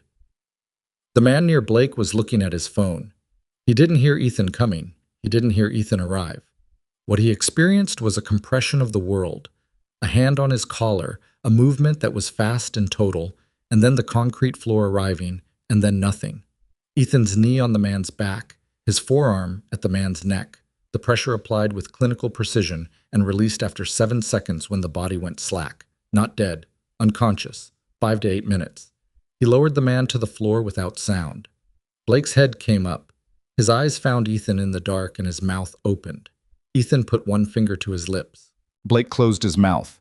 Ethan moved to the zip ties on Blake's right wrist, took out the folding knife and cut it in one motion. He moved to the left wrist. Cut.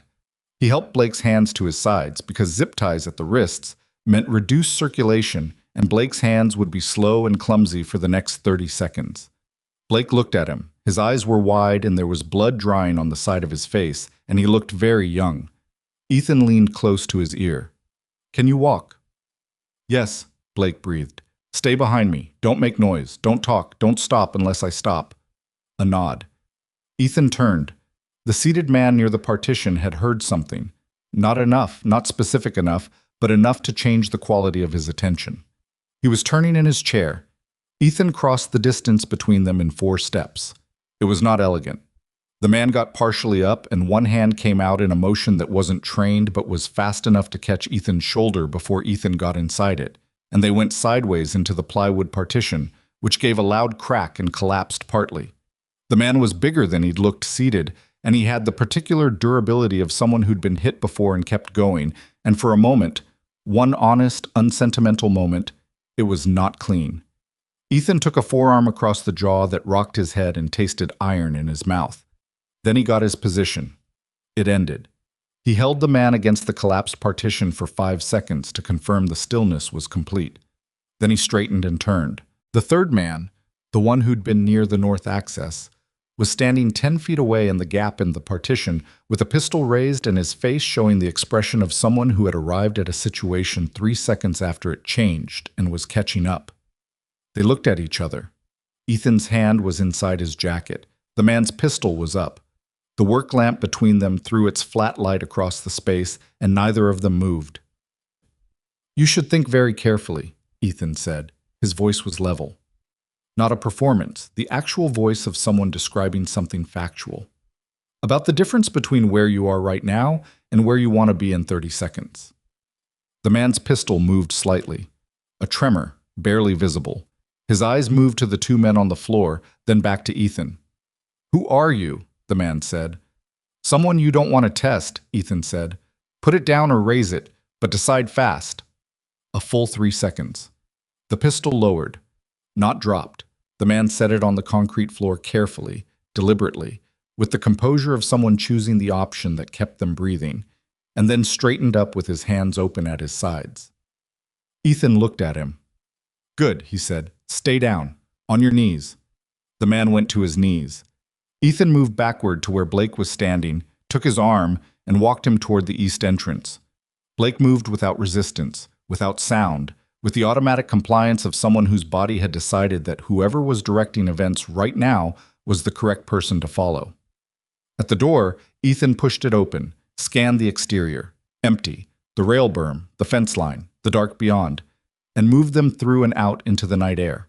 The freight line overhead made a sound, low at first, then building. A train coming from the north, the rhythm of it growing through the ground and the air, the whole rail berm beginning to vibrate with the approach. Ethan kept moving. Blake beside him, half a step behind, his breathing audible now that they were out, the sound of controlled fear finding its release in the open air. They reached the fence. Ethan went through the gap he'd noted on the approach and held it for Blake. The train hit the overhead track above them at full-line speed.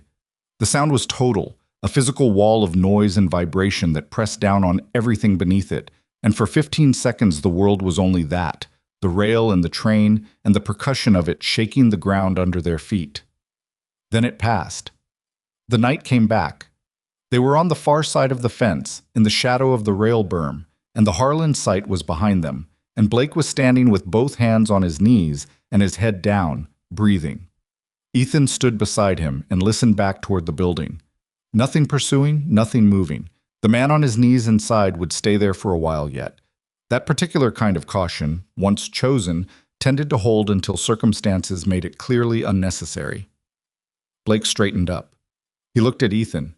In the dark, with the dried blood on his face and his shirt torn and his hand still moving with the clumsy, uncertain motion of returning circulation, he looked like someone who had been introduced to something real and hadn't finished meeting it.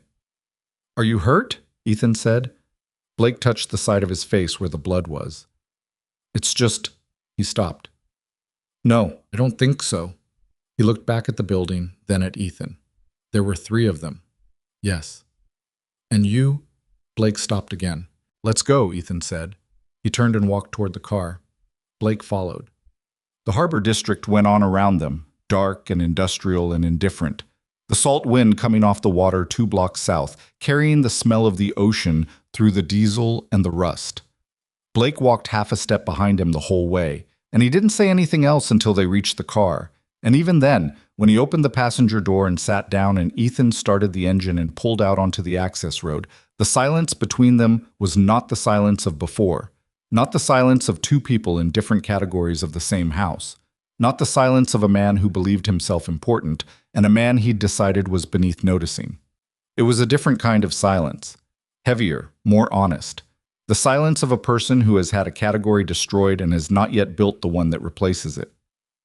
Ethan drove. His jaw ached where the forearm had caught him.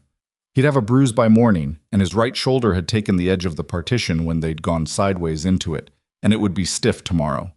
None of it was significant. None of it needed attention that couldn't wait. He drove through the harbor district and out onto the connector road that would take them back toward the bridge, toward the estate. toward Victor waiting in his study with a glass going warm in his hand. Halfway across the bridge, Blake said, "Why did you come?" Ethan looked at the road. "Because your father asked me to," he said. Blake was quiet. "Is that the only reason?" he said. Ethan drove. The bridge cables caught the city light and threw it in lines across the windshield. "No," he said. He didn't explain it further. He didn't need to. Some things landed cleaner without the words around them, and this was one of them. And Blake, whatever else had changed tonight, whatever Blake Langford had become in the last 3 hours, seemed to understand that. They came off the bridge into the city, and Ethan drove without hurrying, and the night around them was ordinary in the way that nights became ordinary again after something extraordinary, the way the world reassembled itself around whatever had just happened in it. His jaw ached. He drove, and for the first time since he'd taken the job at Hawthorne Manor, the uniform jacket that wasn't on his back didn't feel like something he was pretending not to miss. The gates of Hawthorne Manor opened before Ethan reached them. Victor had been watching, or someone had been watching for Victor, because the sensor triggered early, before Ethan had fully turned off the access road, and the iron gate swung inward with the slow hydraulic certainty of something responding to a signal sent. The moment the headlights appeared at the property's edge, Ethan drove through without stopping and followed the curve of the front drive toward the main entrance, where the porch lights were all on, and Victor was already standing on the top step with his jacket off and his phone in his hand and the expression of a man who had spent the last 90 minutes doing the only thing available to him, which was waiting, and who had not done it well. Ethan parked and got out. Blake got out of the passenger side, and Victor came down the steps faster than Ethan had ever seen the man move. And for a moment, just a moment, 3 or 4 seconds, Victor Langford was not a billionaire or an investor or an employer or a man who managed everything at a careful distance. I was a father, and he crossed the gravel in 4 long strides and put both hands on his son's face and looked at him, the blood and the torn collar and the swollen eye beginning to form.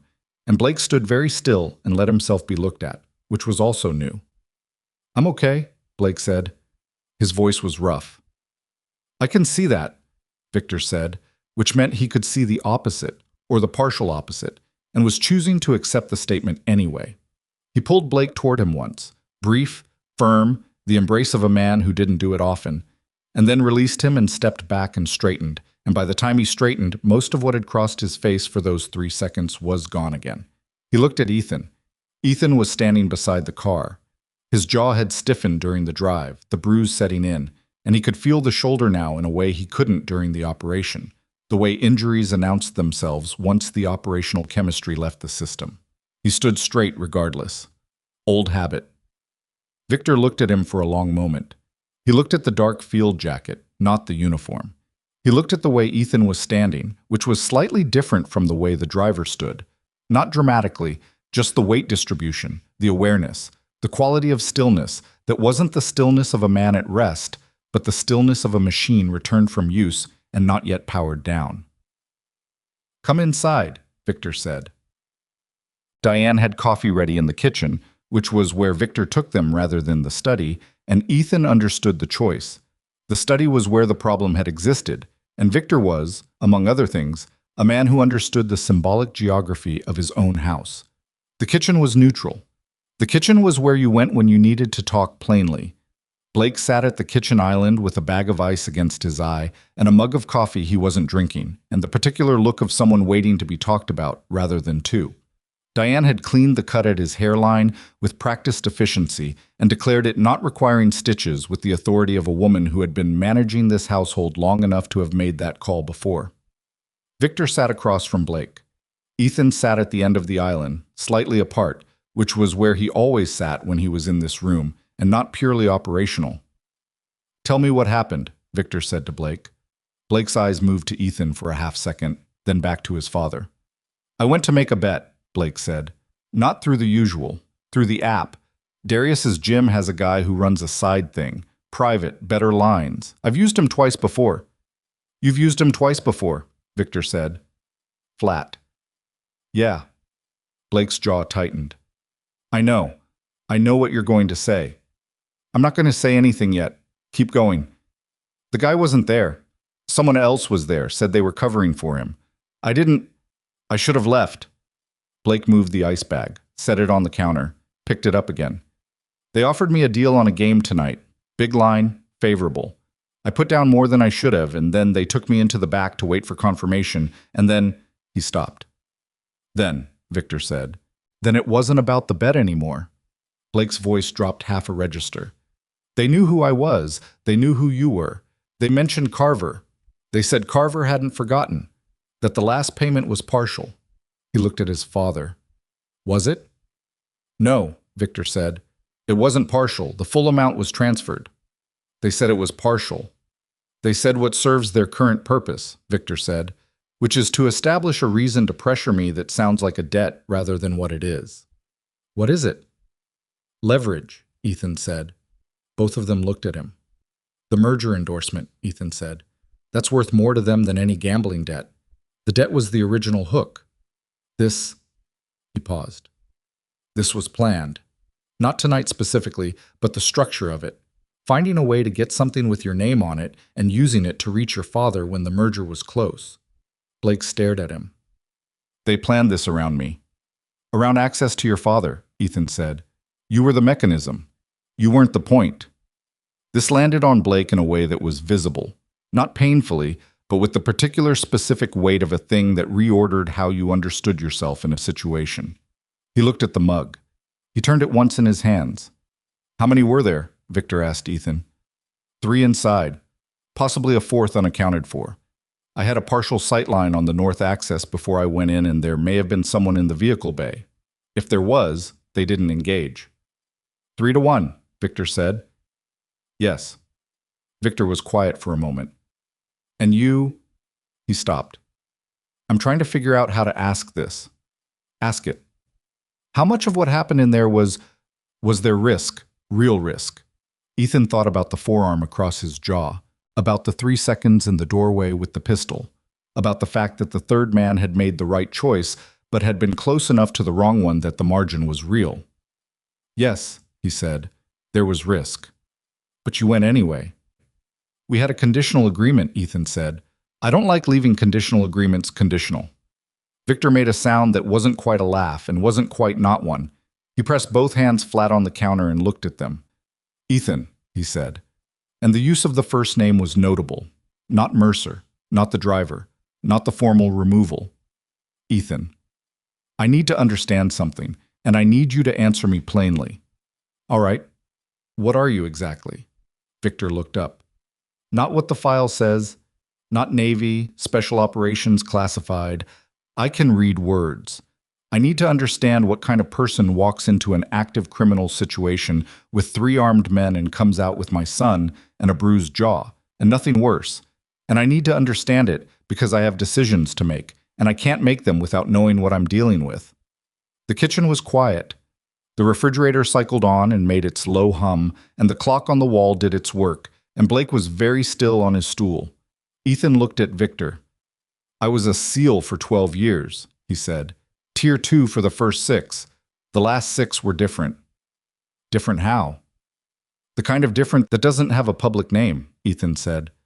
The kind of work where the unit designation is a number in a file that requires 2 sets of clearances to access, and the operations have no official record because the places they happened in weren't places we were officially present. He paused. I was good at it. I was very good at it. I came home because my daughter needed me to come home, and because there is a version of staying in that work, past a certain point that doesn't come back from, and I could see that version from where I was standing. Victor held his eyes. And now you drive a car. And now I drive a car, Ethan said. Why here specifically? Emma's hospital is 4 miles from this estate. Your compensation package was the best I could find in this area that kept me close to her. Your file check was thorough enough that I knew you ran a real operation and wouldn't disappear in 3 months. He stopped. And you offered a medical support fund as part of the package, which was the thing that made the decision. Victor was quiet. You didn't tell me any of this when you applied, he said. You didn't ask, Ethan said. And telling you would have changed what you saw when you looked at me, which would have changed the dynamic of the job, which would have made the job harder. Harder how? People treat you differently when they know, Ethan said. Some people get careful. Some people get stupid. Some people start wanting you for things that aren't your job. He let that sit for a second. I needed the job to be the job. Blake made a sound. They both looked at him. He was looking at his mug.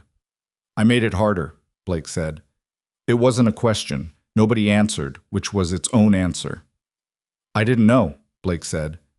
I know you didn't, Ethan said. I'm not trying to excuse it. I'm saying I didn't know because I didn't try to know. Blake's jaw moved. That's different. Ethan looked at him for a moment. Yes, he said. It is. Victor made 2 phone calls from the kitchen and then moved to the study for the third, which meant the third was the significant one. Ethan sat at the island while he was gone and drank the coffee Diane had left, which had gone slightly cool, and looked at the window above the sink that showed nothing but his own reflection and the kitchen behind him. Blake stayed on his stool. He hadn't asked to leave, which was also different. Can I ask you something? Blake said after a while. Ethan looked at him. The guy by the chair, Blake said. The one who was watching me. He made a vague gesture. I didn't see it happen. I just looked up and he was on the floor. Okay, Ethan said. Was that... Blake searched for the word. Was that something you decided to do or something that just happened? Ethan thought about this. It was actually a real question, which was something Blake hadn't asked him before. Not a performance of a question, not a point being made through the structure of asking. Decided, Ethan said. Everything is decided. It just happens fast enough that it doesn't feel like deciding. How fast? Fast enough that the decision and the action are the same thing, if the training is deep enough. He turned the mug in his hands. That takes a long time to build. It doesn't happen in 6 months. Blake looked at him. Something moved behind his eyes that Ethan couldn't fully name. Part of it was the obvious thing, the reassessment, the catalog of every interaction between them, reprocessed through this new information. But part of it was something else, something that was still forming. Would you? Blake stopped. Would I what? Blake put the ice bag down on the counter. He looked at it, then at Ethan. Would you ever teach someone, he said, what you know? Ethan was quiet for a moment. The real version, Blake clarified. I'm not asking for a demonstration. I'm asking... He stopped again, and this time when he stopped it was because he was being careful with the words, which was new. Darius is good. He's taught me real things, but what you did tonight wasn't what Darius teaches. No, Ethan said. What is it? It's the things that come after the techniques, Ethan said. The techniques are the alphabet. What I do is... He thought about it. Reading. The techniques matter, but what matters more is reading the room, reading the person, reading the space, the timing, what's about to happen before it happens. He paused. That's what 12 years builds, not the techniques, the read. Blake absorbed this. And you can't teach that in 6 months, he said. Not in 6 months, not in a year. Ethan looked at him. You have to want the foundation more than the result. Most people don't. They want the result. Blake was quiet. He looked at his hands, the hands he'd been so proud of, the fast hands Darius had praised, and which had been, on the mat in front of 40 guests, so completely insufficient against something that wasn't competing with them. I wanted the result, Blake said. I know, Ethan said. I think I knew that, and I needed it to mean something. Getting the belt, getting good. I needed it to prove something. What? Blake was quiet for longer than felt comfortable. That I wasn't just... He gestured vaguely at the kitchen, at the house around them, at what the house represented. That I was something on my own, not his. He meant Victor, without saying Victor. Ethan looked at him. He thought about Emma and about the things people built in order to be something other than the context they came from, and about how that drive was not always proportional to the threat, but was always proportional to the fear. That's not a bad reason, Ethan said. Blake looked at him. The look of someone who expected something different from that sentence. It's just aimed wrong, Ethan said. Blake looked back at his hands. Victor came back from the study. He came in and poured himself a glass of water from the tap and stood at the sink and drank half of it. Malcolm is handling the Carver situation, he said. Not payment, the other direction. He set the glass down. There's a contact at the federal level who has been interested in Carver's Harbor District operations for some time. Malcolm says the information from tonight, the location, the personnel, the attempt on the merger endorsement, is what they've been waiting for to move a civil asset case into criminal territory. Ethan looked at him. That gets complicated.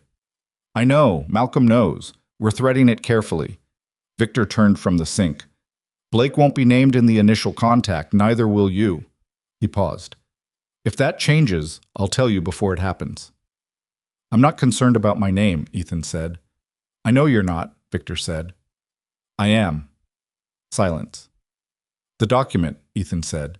Whitfield sent it. To your email address, yes. Signed and executed as of 11:47 tonight. Emma's surgical costs and recovery. Full coverage, irrevocable, independent of your employment status. Victor looked at him steadily. That was always going to happen after tonight. You know that. I know, Ethan said. I wanted it in writing anyway, Victor said. Not because I'd have broken it, because you needed it in writing. There's a difference between trusting someone's word and having the security to not have to. Ethan held his gaze. Yes, he said. There is. Ethan drove home at 1:30 in the morning in his personal vehicle, a 6-year-old Tacoma he kept in the lower staff lot, and the city was the city at that hour. Reduced, simplified, the traffic signals cycling through their sequences for mostly empty intersections, and the occasional car moving through the streets, with the particular purposeful quietness of people who are somewhere at this hour, because they need to be. His jaw had stiffened fully by now. He pressed one finger gently against the hinge and felt the tenderness there, and catalogued it as bruised, not cracked. He'd had cracked, and this wasn't it. And left it alone. The shoulder would need ice tomorrow morning. He'd sleep on his left side. He thought about the Harlan building. Ran through it once more, clinically, the way you ran through operations after, looking for the things you'd missed or done wrong. The padlock. He'd gotten lucky there, sloppy work on their part, but he'd been prepared to go through the roof access if the door had been secured, and the roof access would have added 6 minutes and changed the geometry significantly. The third man with the pistol, that had been close, not because Ethan couldn't have addressed it if it had gone differently, but because addressing it differently would have left marks that the federal interest Victor was now cultivating would not have wanted complicated. The choice to talk instead had been operational, not moral, though it was also moral. Both things were true. He turned onto his street and parked in front of his building and sat in the truck for a moment with the engine off.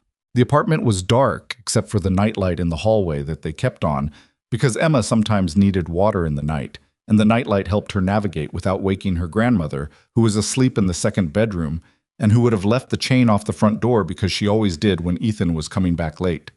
He went inside. He checked the chain, off, as expected. He relocked the deadbolt quietly and stood in the hallway and listened to the apartment breathing around him, the particular quality of a space where people are sleeping. He went to Emma's door. It was cracked 2 inches, the way she liked it. He pushed it open silently and stood in the doorway. She was on her side, facing the window, the blanket pulled up to her chin despite the warmth. She was 9 years old and she was small for it, smaller than the average because the heart condition took something from growth that healthy children didn't have taken, and in the dim light from the nightlight she looked exactly like what she was, the entire reason for the architecture of the last 3 years. He listened to her breathe, even, regular. The oxygen saturation monitor on her wrist showed its small green light in the dark, 96%, good, better than the months before the medication adjustment. December, 4 months. He stood in the doorway for a while, not thinking exactly, just present with the sound of her breathing and the green light and the fact of her. Then he pulled the door back to its 2-inch crack and went to his room and sat on the edge of his bed and unlaced his boots one at a time and set them by the door. He put the Glock in the lockbox under the bed. He set the folding knife on the nightstand, where it always was. He took off the field jacket and hung it on the back of the chair and looked at it for a moment. Tomorrow he'd need to put it back in the case back in the storage bay.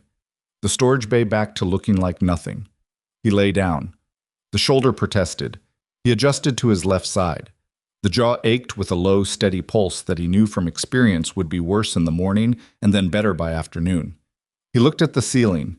He thought about Blake's question in the car. Why did you come? He'd given the honest answer, both parts of it. Victor asked, yes, but that wasn't all of it. The rest of it was harder to explain without sounding like something he didn't particularly want to sound like, so he hadn't tried. The rest of it was that Blake Langford, for all of it, the months of contempt and the shoves in the hallway and the performance on the pool deck and the entitled carelessness of a man who'd never once stopped to consider that the people around him might be something other than furniture, was 24 years old. And 24 was very young in Ethan's current calculation of things. It was the age Ethan had been in his second deployment, which was the deployment that had finished the process of making him understand what things actually cost. Before that deployment, he'd had some of Blake's disease, not the entitlement, not the particular wealthy young man variety, but the underlying thing, the belief in his own invincibility, the confidence that outran its own foundation. It had taken one very bad month in a very bad place to fix that. Blake had gotten tonight. It wasn't the same, but it was something. He closed his eyes. I was back at the estate at 7:45 the next morning. His jaw looked worse than it felt, which was somewhat backwards from the way he preferred things to be. The bruise had developed overnight into something with color, a deep reddish purple along the left jaw hinge that Victor's guests, if any remained, would notice and about which Ethan planned to say nothing. Most of the guests had departed. 2 couples had stayed an extra night, and they were at breakfast in the main dining room when Ethan arrived, and he moved past the dining room entrance without looking in and went to the carport and started the morning vehicle checks. He was on the 3rd check, rear right tire, the one that always ran slightly low, when he heard footsteps on the gravel path. Not Victor's, not Diane's. Blake came around the corner of the carport. He was dressed plainly, the first time Ethan had seen him in genuinely plain clothes, not the expensive casual of the retreat, but actual plain. Dark jeans, worn running shoes, a gray t-shirt with a small cut on the collar where a tag had been removed. He had a purple crescent under his right eye from whatever had happened before Ethan arrived at the Harlan building, and the cut at his hairline had a small butterfly bandage that Diane had applied the night before. He stopped when he saw Ethan's jaw. "That's from last night," he said. "Yes," Ethan said. "Does it? It's fine." Blake stood there. He looked at the Lincoln, looked back at Ethan. "I told my father something this morning," he said. Ethan waited. "I told him I want to go to work. Actually go to work. Not," Blake moved one hand, "not the thing he's been arranging where I show up at the office and people hand me things. I mean, go somewhere and do something real. Start at a level that matches what I actually know, which is not much." He stopped. He didn't say anything for about 30 seconds, and then he asked if I was serious. "Are you?" Ethan said. "Yes." Blake said it without the performance that had accompanied most of his statements over the past months. Just the word. "I think I've been..." He stopped, searched. "I think I've been performing the idea of being capable for a long time. And performing is easier than the actual thing. Last night made that..." He stopped again. "Clear." Ethan looked at him. "That's a hard thing to see about yourself," he said. "Yeah." Blake looked at the ground. "I've been seeing it for a while. I just didn't like what it meant if I admitted it." Ethan bent down and connected the compressor line to the rear right valve. The compressor hummed. "Your father's a capable man," Ethan said, while the needle climbed. "That's a hard thing to be a son of. It sets a bar that doesn't care that it's unfair." Blake was quiet for a moment. "He worked for everything he has." "I know, which makes the bar feel higher, not lower." The needle hit 44. Ethan disconnected the line. "The way out of it isn't proving you're him. It's figuring out what you are." "Is that what you did?" Blake said. "Figure out what you are." Ethan straightened and looked at him. "I'm still working on it," he said. "Ask me in 10 years. Something shifted on Blake's face. Not a smile exactly. Something adjacent to one. The expression of someone who has been given an honest answer when they expected a managed one and doesn't quite know what to do with it yet. "The thing you said," Blake said, "about the read. About what 12 years builds." "Yes." "Could you not teach it? I know you said you can't teach that, but could you..." He was choosing words carefully again, the new carefulness. "Could you point me toward what builds it? Not the result. The foundation." Ethan looked at him for a moment. "Talk to Darius," he said. Tell him you want to start the curriculum over from the beginning. Tell him you want to understand the reason behind each technique, not just the technique. If he's as good as I think he is, he'll know what that means and he'll respect it." Blake nodded slowly. And get a job," Ethan said. "A real one. Somewhere where you're nobody for a while." He picked up the compressor line and folded it back into the cabinet. "Being nobody teaches you things that nothing else does." Blake looked at him. "You'd know," he said. "Yes," Ethan said. "I would." Victor came to the carport at 8:20, 15 minutes ahead of schedule, which was the first time in 8 months he'd been early. He was dressed for his day, the good suit, the right tie, and he carried his briefcase and his phone, and he moved with the purposeful energy of a man who'd decided something overnight and was moving toward it. He stopped when he saw Ethan's jaw. "Sit," he said. "I'm fine," Ethan said. "I'm not asking because you're injured," Victor said. "Sit down. I want to talk before we leave." Ethan sat on the concrete ledge at the back of the carport. Victor stood, which was his preference for conversations where he was doing the deciding. "Last night," Victor said. "The Whitfield document. You've seen it." "Yes." "Emma's surgery is scheduled for December 9th. I had Janice confirm the slot with the hospital this morning." Victor looked at him directly. "That's done. That's finished." Ethan held the look. "Thank you." "I also want to talk about the rest of it," Victor said. "Your position here, what it is and what it might be." Ethan said nothing. "I have a security concern that's been managed by an external firm for the past several years," Victor said. "They're competent, but they're external. They don't know this house, this family, the specific texture of the threats that come with the kind of business I'm in." He paused. "After last night, after the last 2 months, frankly, I'm looking at that arrangement differently." Ethan waited. "I'm not asking you to stop driving," Victor said. "I'm asking whether you'd be willing to function in a broader capacity. The driving stays. I'm used to you, the schedule works, I trust your discretion behind the wheel, which is not a small thing." He paused. "But I'd like you to have visibility on the security architecture, review protocols, be someone I can call when something happens that goes past the standard playbook." Ethan looked at the floor for a moment, then up. "You want a driver who occasionally does something else," he said. "I want someone with your background in a position where your background is an available resource," Victor said. "Not deployed constantly. Available." He paused. "The compensation would reflect the expanded scope." Ethan thought about December 9th, about the recovery timeline, the follow-up care, the monitoring equipment, the appointments that would come after. "What does available mean?" he said, "specifically." "It means what it sounds like," Victor said.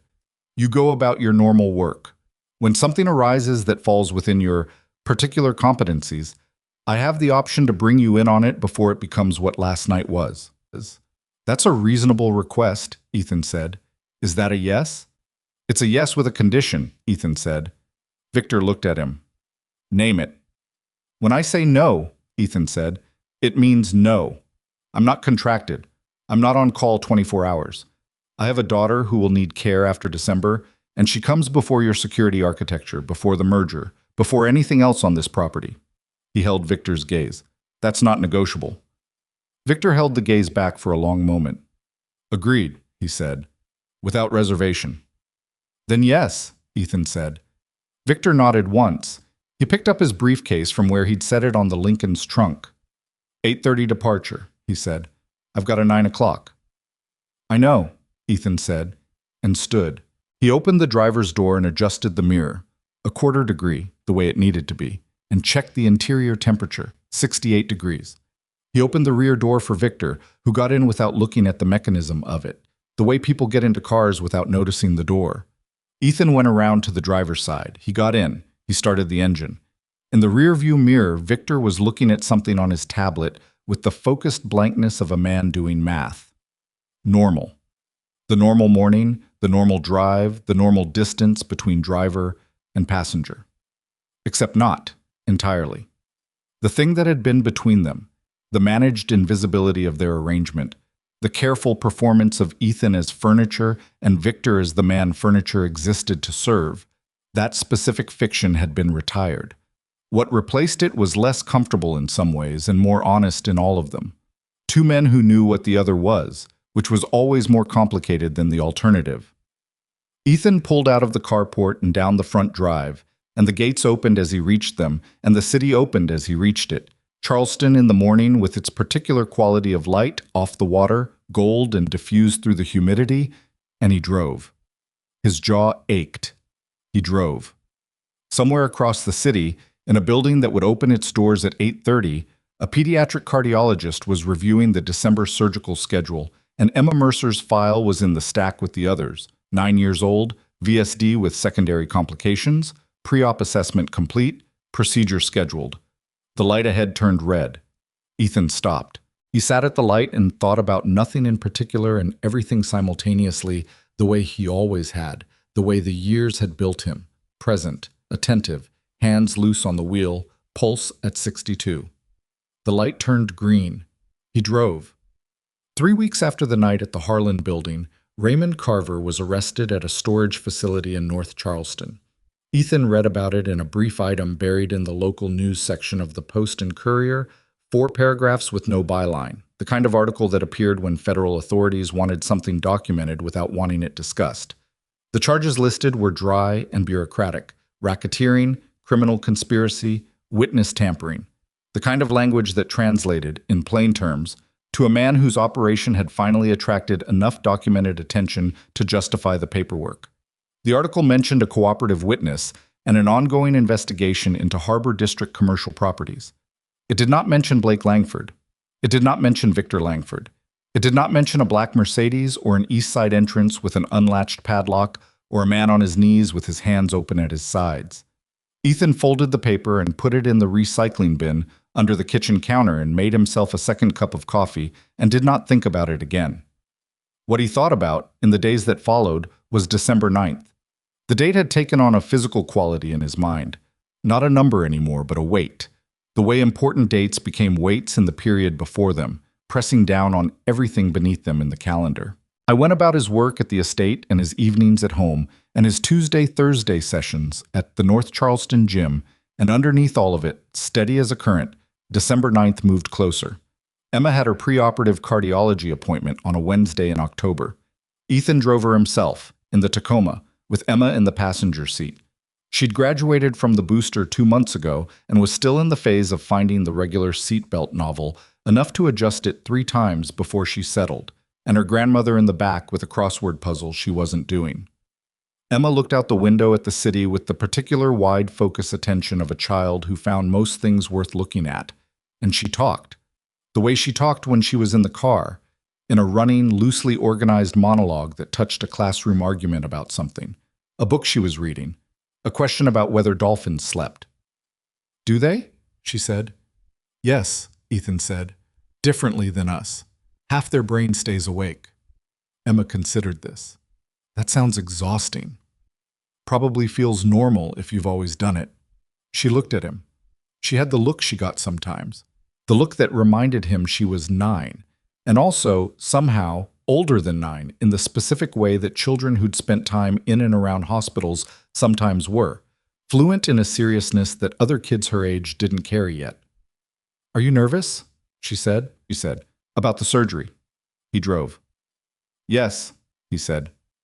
"Me too." She said it simply, the way she said most true things.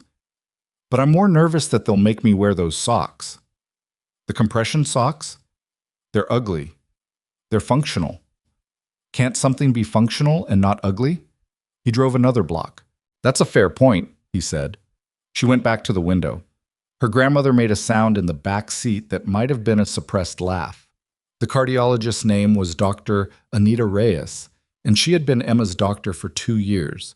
And she had the quality that the best medical professionals had of treating the patient as the most important person in the room rather than the accompanying adults, which Ethan appreciated specifically because it meant Emma asked her own questions in that room and got her own answers, which was how she learned to not be afraid of things. She reviewed the recent monitoring data and the medication adjustment results and the pre-surgical imaging with the same thorough efficiency she always brought, and at the end of the appointment she looked at Emma and said, "December 9th, you show up, we fix the thing, you go home. A few weeks of being annoyed about it, and then it's done. And then normal? Emma said. And then normal, Dr. Reyes said. Emma looked at her with the evaluating expression of a child deciding whether a statement from an adult deserves its full weight. Okay, she said. And that was that. In the parking garage afterward, walking to the Tacoma, Emma slipped her hand into Ethan's without announcement or ceremony. She did this occasionally, not as often as she had when she was smaller, because 9 was in the business of being bigger, but sometimes. When she did, she didn't make a thing of it. She just did it, her small hand inside his, and kept walking. He held her hand. They walked to the car. November moved through Charleston in the particular way of Carolina Novembers, the heat releasing finally, and the air becoming something you could breathe without effort, the light going golden and then going earlier, the mornings sharp in a way that felt like a correction after the long excess of summer. Ethan drove Victor to 6 meetings in the first 2 weeks of November, and to 2 dinners and to the airport twice, once for a flight to New York and once for a return from it. The merger endorsement had gone forward on schedule, the regulatory review had completed without incident, and Victor had the particular contained energy of a man who'd passed through a dangerous period and come out the other side of it with the thing intact. He didn't talk about it. He didn't talk about the night at the Harlan building either, except once, briefly, when they were on the bridge and Victor looked out the window at the water and said, unprompted, "The federal case, Carver. Malcolm says it's solid." "I saw the arrest," Ethan said. "There's a second arrest coming, someone inside the Port Authority who was facilitating." Victor's reflection in the window was calm. "Malcolm says they probably don't need our cooperation for it. If they do, I'll handle it," Ethan said. Victor looked at his reflection. "You don't seem concerned." "I'm not," Ethan said. "Concerned about what, specifically?" "About being pulled into something. Testimony, documentation. I went into a private building and removed a person who was being held there," Ethan said. "Nobody pressed charges because pressing charges would have required explaining what they were doing in that building. That math is stable." Victor was quiet for a moment. The man on his knees. "Made a smart decision," Ethan said. "Smart decisions tend to stay smart." Victor nodded. He looked back at the window. "I want to say something," Victor said, and then didn't say it immediately, which meant he was arranging it. Ethan drove. The bridge cables went past. "I've spent a lot of years," Victor said, "being good at seeing value, in companies, in people, in situations. It's the skill that built everything I have." He paused. "I missed you for 8 months. You were in my car every day and I missed you completely." "You saw what I presented," Ethan said. "That's what I'm saying. I accepted what was presented." Victor's voice had a quality in it that was not quite self-criticism. Victor Langford did not do self-criticism the way other men did. He did it efficiently, as assessment, but was in that neighborhood. A man with your background, your capability, reducing himself to a salary that covered your daughter's situation. I should have wondered. I didn't wonder. You had no reason to. "I had the file," Victor said. "The things in that file that I didn't read." Ethan was quiet. "There's a version of this," Victor said, "where I read past page 1 3 years ago, where Emma's surgery doesn't get delayed for 2 years while you quietly dismantle yourself to hold it together." "That's one version," Ethan said. "It bothers me," Victor said. "Directly and specifically, it bothers me." Ethan drove off the bridge onto the connector and into the city's morning current. "Emma's surgery is in 3 weeks," he said. "That's the version we're in." Victor was silent for a moment. "Yes," he said. "It is." He went back to his tablet. Ethan drove. Between them, the subject settled into the car's interior and didn't need to be moved. Blake Langford left for Atlanta on a Tuesday in the second week of November. Ethan knew about it because Diane mentioned it in passing, not as a piece of estate news, just a fact she happened to say while they were both in the kitchen at the same time, the way people mention things that they think the other person might find notable. "He got a position at a logistics company," Diane said. "Entry level. Actual entry level. He said they don't know who his father is. He didn't use the name on the application." She poured her coffee. "Victor's friend owns the company. Victor called in one favor, which was to get Blake an interview. Blake got the job on his own." Ethan turned his mug in his hands. "That's good," he said. Diane looked at him over her coffee with the expression she sometimes used when she thought something was being understated. "He asked about you before he left," she said, "whether you'd be here when he came home for Christmas." "What did you tell him?" "That I assumed so." She paused. "Should I have said something different?" "No," Ethan said. "That's right." She went back to her paperwork. Ethan drank his coffee. He thought about Blake on a Tuesday morning in Atlanta, walking into a logistics company where nobody knew his last name, where the salary was what it was, and the work was what it was, and the only evidence of whether he was capable would be the work itself. He thought about what that felt like, the first morning of being nobody somewhere new, and he remembered what it felt like because he'd done it at 18, and again at 30, and again at 38, and it never stopped being disorienting, and it never stopped being the thing that taught you more than anything else. He hoped Blake was bad at it initially. Being bad at things initially was important. It was where the real information was. The day before Emma's surgery, Ethan finished his shift at the estate at 5:30 and drove to the hospital to check in with the pre-admission team the way they'd asked him to, confirming the morning protocol, the arrival time, the consent documentation. He did this in the particular careful way he did tasks that mattered, methodically, with full attention. And he asked the questions he'd written down the previous night, and the nurse who walked him through it was patient and thorough, and by the end of the conversation, there was nothing uncertain. He drove home through the early evening, the city going gold in the late November light, the harbor visible for a moment as he crested the bridge before the road bent away from it. Emma was at the kitchen table when he got home, doing homework. Long division, a page of it, with the specific expression of someone engaged in something they found tedious but were doing anyway. Her grandmother was at the stove. The apartment smelled like the tomato-based something that Emma's grandmother made when she wanted to feed people properly, which she always wanted to do the night before something important. Emma looked up when he came in. "Finished?" she said, meaning the hospital visit. "Finished," he said. Everything's set." "Everything's set." She looked at him for a moment with the evaluating look. "You look tired," she said. "I'm fine." "You're tired. You've been tired for a while." She said it without accusation, just observation, the honest inventory of someone who watched him closely and was old enough now to report what she saw. "After tomorrow, it'll be better." He sat down across from her at the kitchen table. "After tomorrow," he said, "we'll see." She smiled. Not the big smile. The smaller, more honest one that she reserved for things she actually found funny. "That's not reassuring," she said. "I know. I'm working on reassuring." "You're bad at it." "Also working on that." She went back to her long division. He sat at the table and watched her work and didn't say anything, and her grandmother put a bowl of bread on the table without comment and went back to the stove, and the apartment held them all in its familiar dimensions, the light on the table, and the smell of the food, and Emma's pencil moving across the page. And Ethan sat in it and tried to be only in it, which was something he was always working on.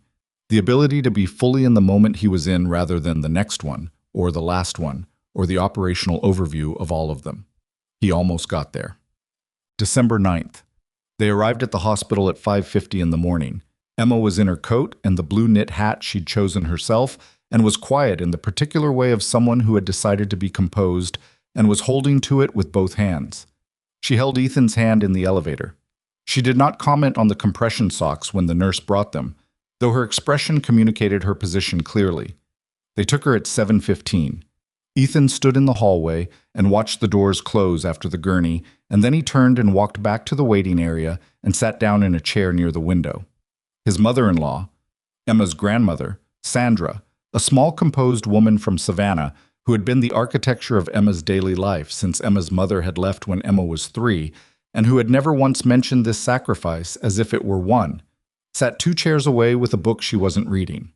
They sat. The waiting room was a neutral room, designed to be survived rather than occupied. Fluorescent light and chairs bolted in rows, and a television mounted in the corner showing morning news without sound, and the particular suspension of time that waiting rooms created, where minutes had different weights than they did in the ordinary world. Ethan's phone buzzed at 8:40. Victor. A text. "Thinking of you and Emma today. Call if you need anything." He read it and put the phone away. At 9:15, Sandra closed her book and looked at him. "You should eat something," she said. "There's a cafe on the second floor." "I'm fine." "Ethan." He looked at her. Sandra had a way of saying his name that was 3 words long. The first word was the name, and the second and third were, "Don't argue, and I've been doing this longer than you." "I'll get coffee," he said. "Get food too," she said. "Something real."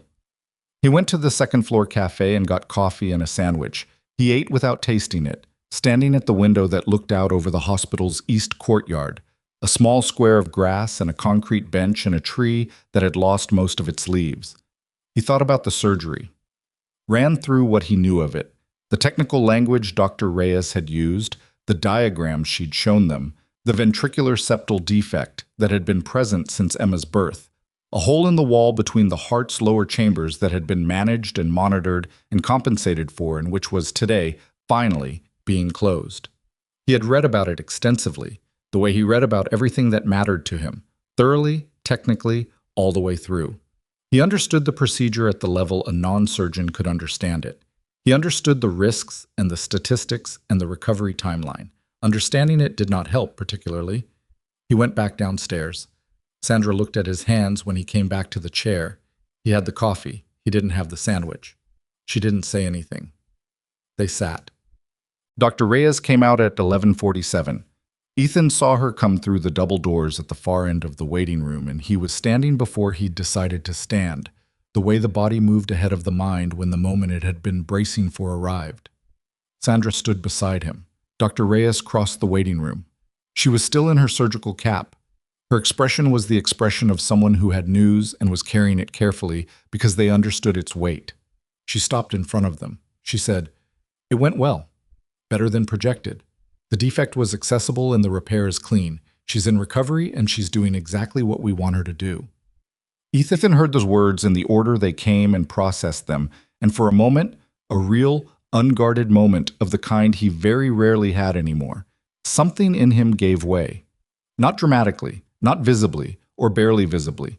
Just a small internal release, a pressure that had been held for 2 years and longer, suddenly without the thing it had been pressing against. "Can we see her?" he said. His voice was even. "In about an hour," Dr. Reyes said. "She'll be groggy. She may not be fully coherent. That's normal." "Okay," he said. Dr. Reyes looked at him with the particular look of someone who has delivered good news to people who needed it badly enough that the relief was physical to witness. "She's strong," she said. "You know that. But today confirmed it." She paused. "She asked about the compression socks before we put her under. She wanted it on record that she objected to them aesthetically." Sandra made a sound beside him that was half laugh and entirely Sandra. Ethan looked at the floor. He pressed his lips together once. Then he looked up. "Thank you," he said to Dr. Reyes. And then, because it seemed insufficient and was anyway the most accurate thing, "Thank you." Dr. Reyes nodded. She went back through the double doors. Sandra put her hand on Ethan's arm. He looked at her. She had tears on her face that she was not attempting to manage, which was Sandra's way. She felt things without apologizing for the feeling. "Go sit down," she said gently. "Before your legs remember they've been standing here for 4 hours." He almost laughed. He sat down. Emma was awake when they brought them in, or mostly awake, the particular half-present state of someone surfacing from anesthesia, where the eyes were open but the processing ran slow, like a machine rebooting. She was pale against the pillow, and there were monitors and a line in her arm, and the compression socks were on her feet, and she looked at them both with the considering look that came back first, before full coherence. Hi, she said. "Hi," Ethan said. He sat in the chair beside her bed and put his hand on the bed rail, and she moved her hand, the one without the line, and covered his. "Did it work?" she said. "It worked," he said. She absorbed this. "Good," she said. Her voice was thin and slow. "The socks are ugly. I know. I want it on record. Dr. Reyes has your objection documented." Emma closed her eyes, opened them again. The monitors did their steady, green-lit work around her. "Are you going to cry?" she said. He looked at her. "I wasn't planning on it." "You look like you might." "I'm fine." She looked at him the way she looked at things she didn't quite believe. Then her eyes moved to Sandra, then back to Ethan. I'm tired, she said. Sleep, he said. I'll be here. You don't have to stay the whole time. I know. Dad. Emma. She looked at him. She was 9 years old and she was in a hospital bed with monitors and a line in her arm and a repaired heart. And she looked at him with the honest, clear look that she gave things she actually saw. Thank you, she said. For... She stopped. The anesthesia was pulling at her. For making it work out. He looked at her hand on his. Get some sleep, he said. Her eyes closed. He sat in the chair beside her bed and listened to the monitors and the quiet of the room and the slow, even sound of her breathing, which was better already. He couldn't have told you how he knew that, whether it was the monitors or some more fundamental register, but he knew it, the way you knew things you'd been paying attention to for a long time. Sandra sat in the chair on the other side. She opened her book to a page she'd probably read 6 times already. The room was quiet and ordinary. Outside the window, Charleston in December was doing what December in Charleston did, cool and gray and clean, the harbor somewhere 2 miles east doing its endless work, the city doing the same. I was back at the estate on Monday morning. Not because he had to be. Victor had told him to take the week, had said it in the particular way Victor said things that weren't suggestions, directly and without room for argument. Ethan had taken 3 days, which felt like the right number. And on Monday morning, he got up at his usual time and drove through the December morning to Hawthorne Manor because the routine was his and he wanted it back. The carport was the same. The Lincoln was where he'd left it. The tire pressure on the rear driver's side wheel was down 2 psi, which it reliably was, because the valve had a slow leak that he'd been meaning to replace and hadn't yet. He got out the compressor and connected it. The needle climbed. He heard the crunch of gravel from the estate's main drive. Not Victor. Victor wasn't due until 8:15.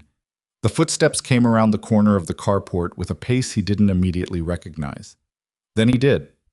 Blake came around the corner. He was back from Atlanta. Christmas was in 2 weeks. Ethan had known he'd be coming back, but the timing was earlier than he'd expected. He looked different from the last time Ethan had seen him, which was September.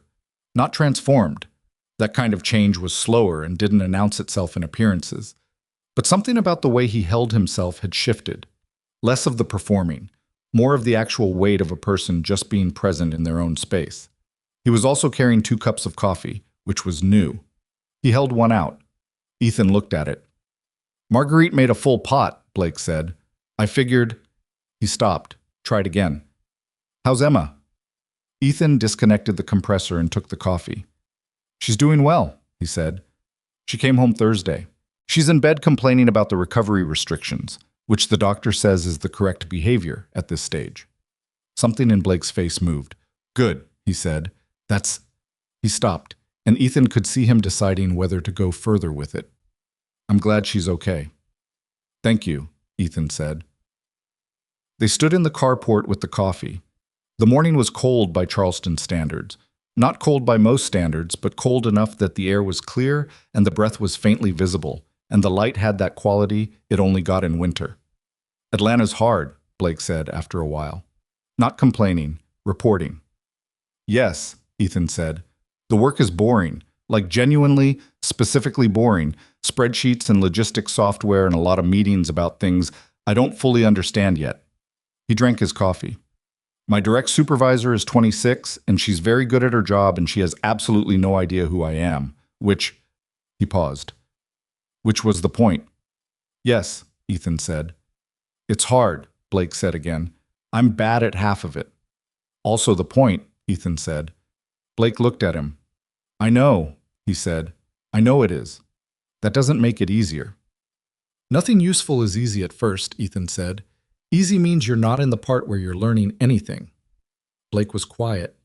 He looked out at the estate's front drive, at the winter light coming through the oaks, at the Spanish moss doing its slow, undisturbed thing. Darius called me, Blake said. I've been doing video sessions with him, working the curriculum from the beginning, the way you said. He paused. He told me you talked to him. I told him what you were looking for, Ethan said. The foundation, not the result. He knew what it meant. He said you were the most unsettling thing he'd seen in a training context. Blake said it with the small, almost smile. He meant it as a compliment. I know how he meant it, Ethan said. Blake looked at him. The looking was direct, without the layers that had been there before. The performance of contempt, the careful management of a social hierarchy that Blake had needed to maintain because the alternative was acknowledging something he wasn't ready to acknowledge. That was gone now. What was left was just a person looking at another person. I owe you an apology, Blake said. A real one, not... He stopped. I was a specific kind of awful to you for months. I knew it then. I just didn't care, because caring would have cost me something I wasn't ready to pay. He paused. I'm sorry. Specifically, and without caveats. Ethan held the look. Okay, he said. Blake blinked. That's it? What else do you want? I don't know. More? You said it without caveats, Ethan said. I accepted it without caveats. That's what that looks like. Blake was quiet for a moment. Then the almost smile again, fuller this time. Right, he said. They drank their coffee in the cold morning air. The estate was waking up around them. Marguerite in the kitchen, the sound of the grounds crew at the far end of the property, somewhere inside the house a phone ringing and being answered. When you go back to Atlanta, Ethan said after a while. Blake looked at him. Keep being bad at the stuff you're bad at, Ethan said. Don't fix it faster than you actually understand it. Let it take the time it takes. That's harder than it sounds, Blake said. Most things are, Ethan said. That's not a reason. Blake looked at him for a moment. Then he nodded, the same small, private nod from the kitchen conversation weeks ago. The nod of a man filing something in the place where things that actually matter get filed. Okay, he said. He finished his coffee. He straightened and put his hands in his jacket pockets. I've got to go find my father, he said. He wants to have breakfast before his 8:15. He leaves at 8:15, Ethan said. He should eat before 8. I know, I'll tell him. Blake started to turn, then stopped. He looked back at Ethan with an expression that had something in it he didn't say, something that the directness of the morning didn't quite have the architecture for yet. Maybe next time. Maybe the time after that. Take care of yourself, Blake said. And Emma. Yes, Ethan said. Blake walked back toward the main house. Ethan watched him go. He turned back to the Lincoln. He moved to the front panel, lifted the hood, checked the fluid levels the way he always did. Coolant, brake, power steering, and found them where they were supposed to be, which was where they always were. Because he maintained things correctly, and maintenance had a way of rewarding you by removing surprises. He lowered the hood. He looked at his watch. 7:48, 27 minutes before departure. He got the chamois from the equipment cabinet and moved around to the driver's side panel, where a water spot from the last rain had dried into a faint ring that you'd only see in certain light. He worked the cloth in slow circles until the ring disappeared and the surface was even. His phone buzzed. He took it out. Emma. Dad, can I watch 2 shows today, or is it still 1? He looked at the text. He typed, Who's the one making the rules about recovery restrictions? A pause. Then, Dr. Reyes. He typed, Then who do you ask? Another pause, longer this time. Then, fine, but 1 show is very short. He put the phone back in his pocket. He stood in the carport in the December morning with the chamois in his hand, and the estate was around him, quiet and functional and full of its particular ordinary life. And somewhere across the city, Emma was in bed with the television negotiation lost, and a healing heart, and the specific indignity of recovery restrictions. And somewhere in the main house, Blake was looking for his father at a breakfast table, and Atlanta was waiting for him with its boring spreadsheets and its valuable difficulty, and Victor Langford would be down at 8:15 with his briefcase and his tablet, and the particular math he always did in the back seat. The morning did what mornings did. Ethan put the chamois in his pocket and walked around to the driver's side and opened the door and checked the interior temperature and found it at 68 degrees, which was where he'd set it, which was where it was supposed to be. He got in. He put his hands on the wheel and sat for a moment in the quiet car, and he breathed, and he thought about nothing in particular except that it was a good morning, and Emma was home, and the work was in front of him, and that was, by any honest accounting, enough, more than enough. He started the engine. The strongest things don't announce themselves. They just hold, quietly, completely, for as long as they need to. And when the moment comes, they're ready. Not because strength is loud,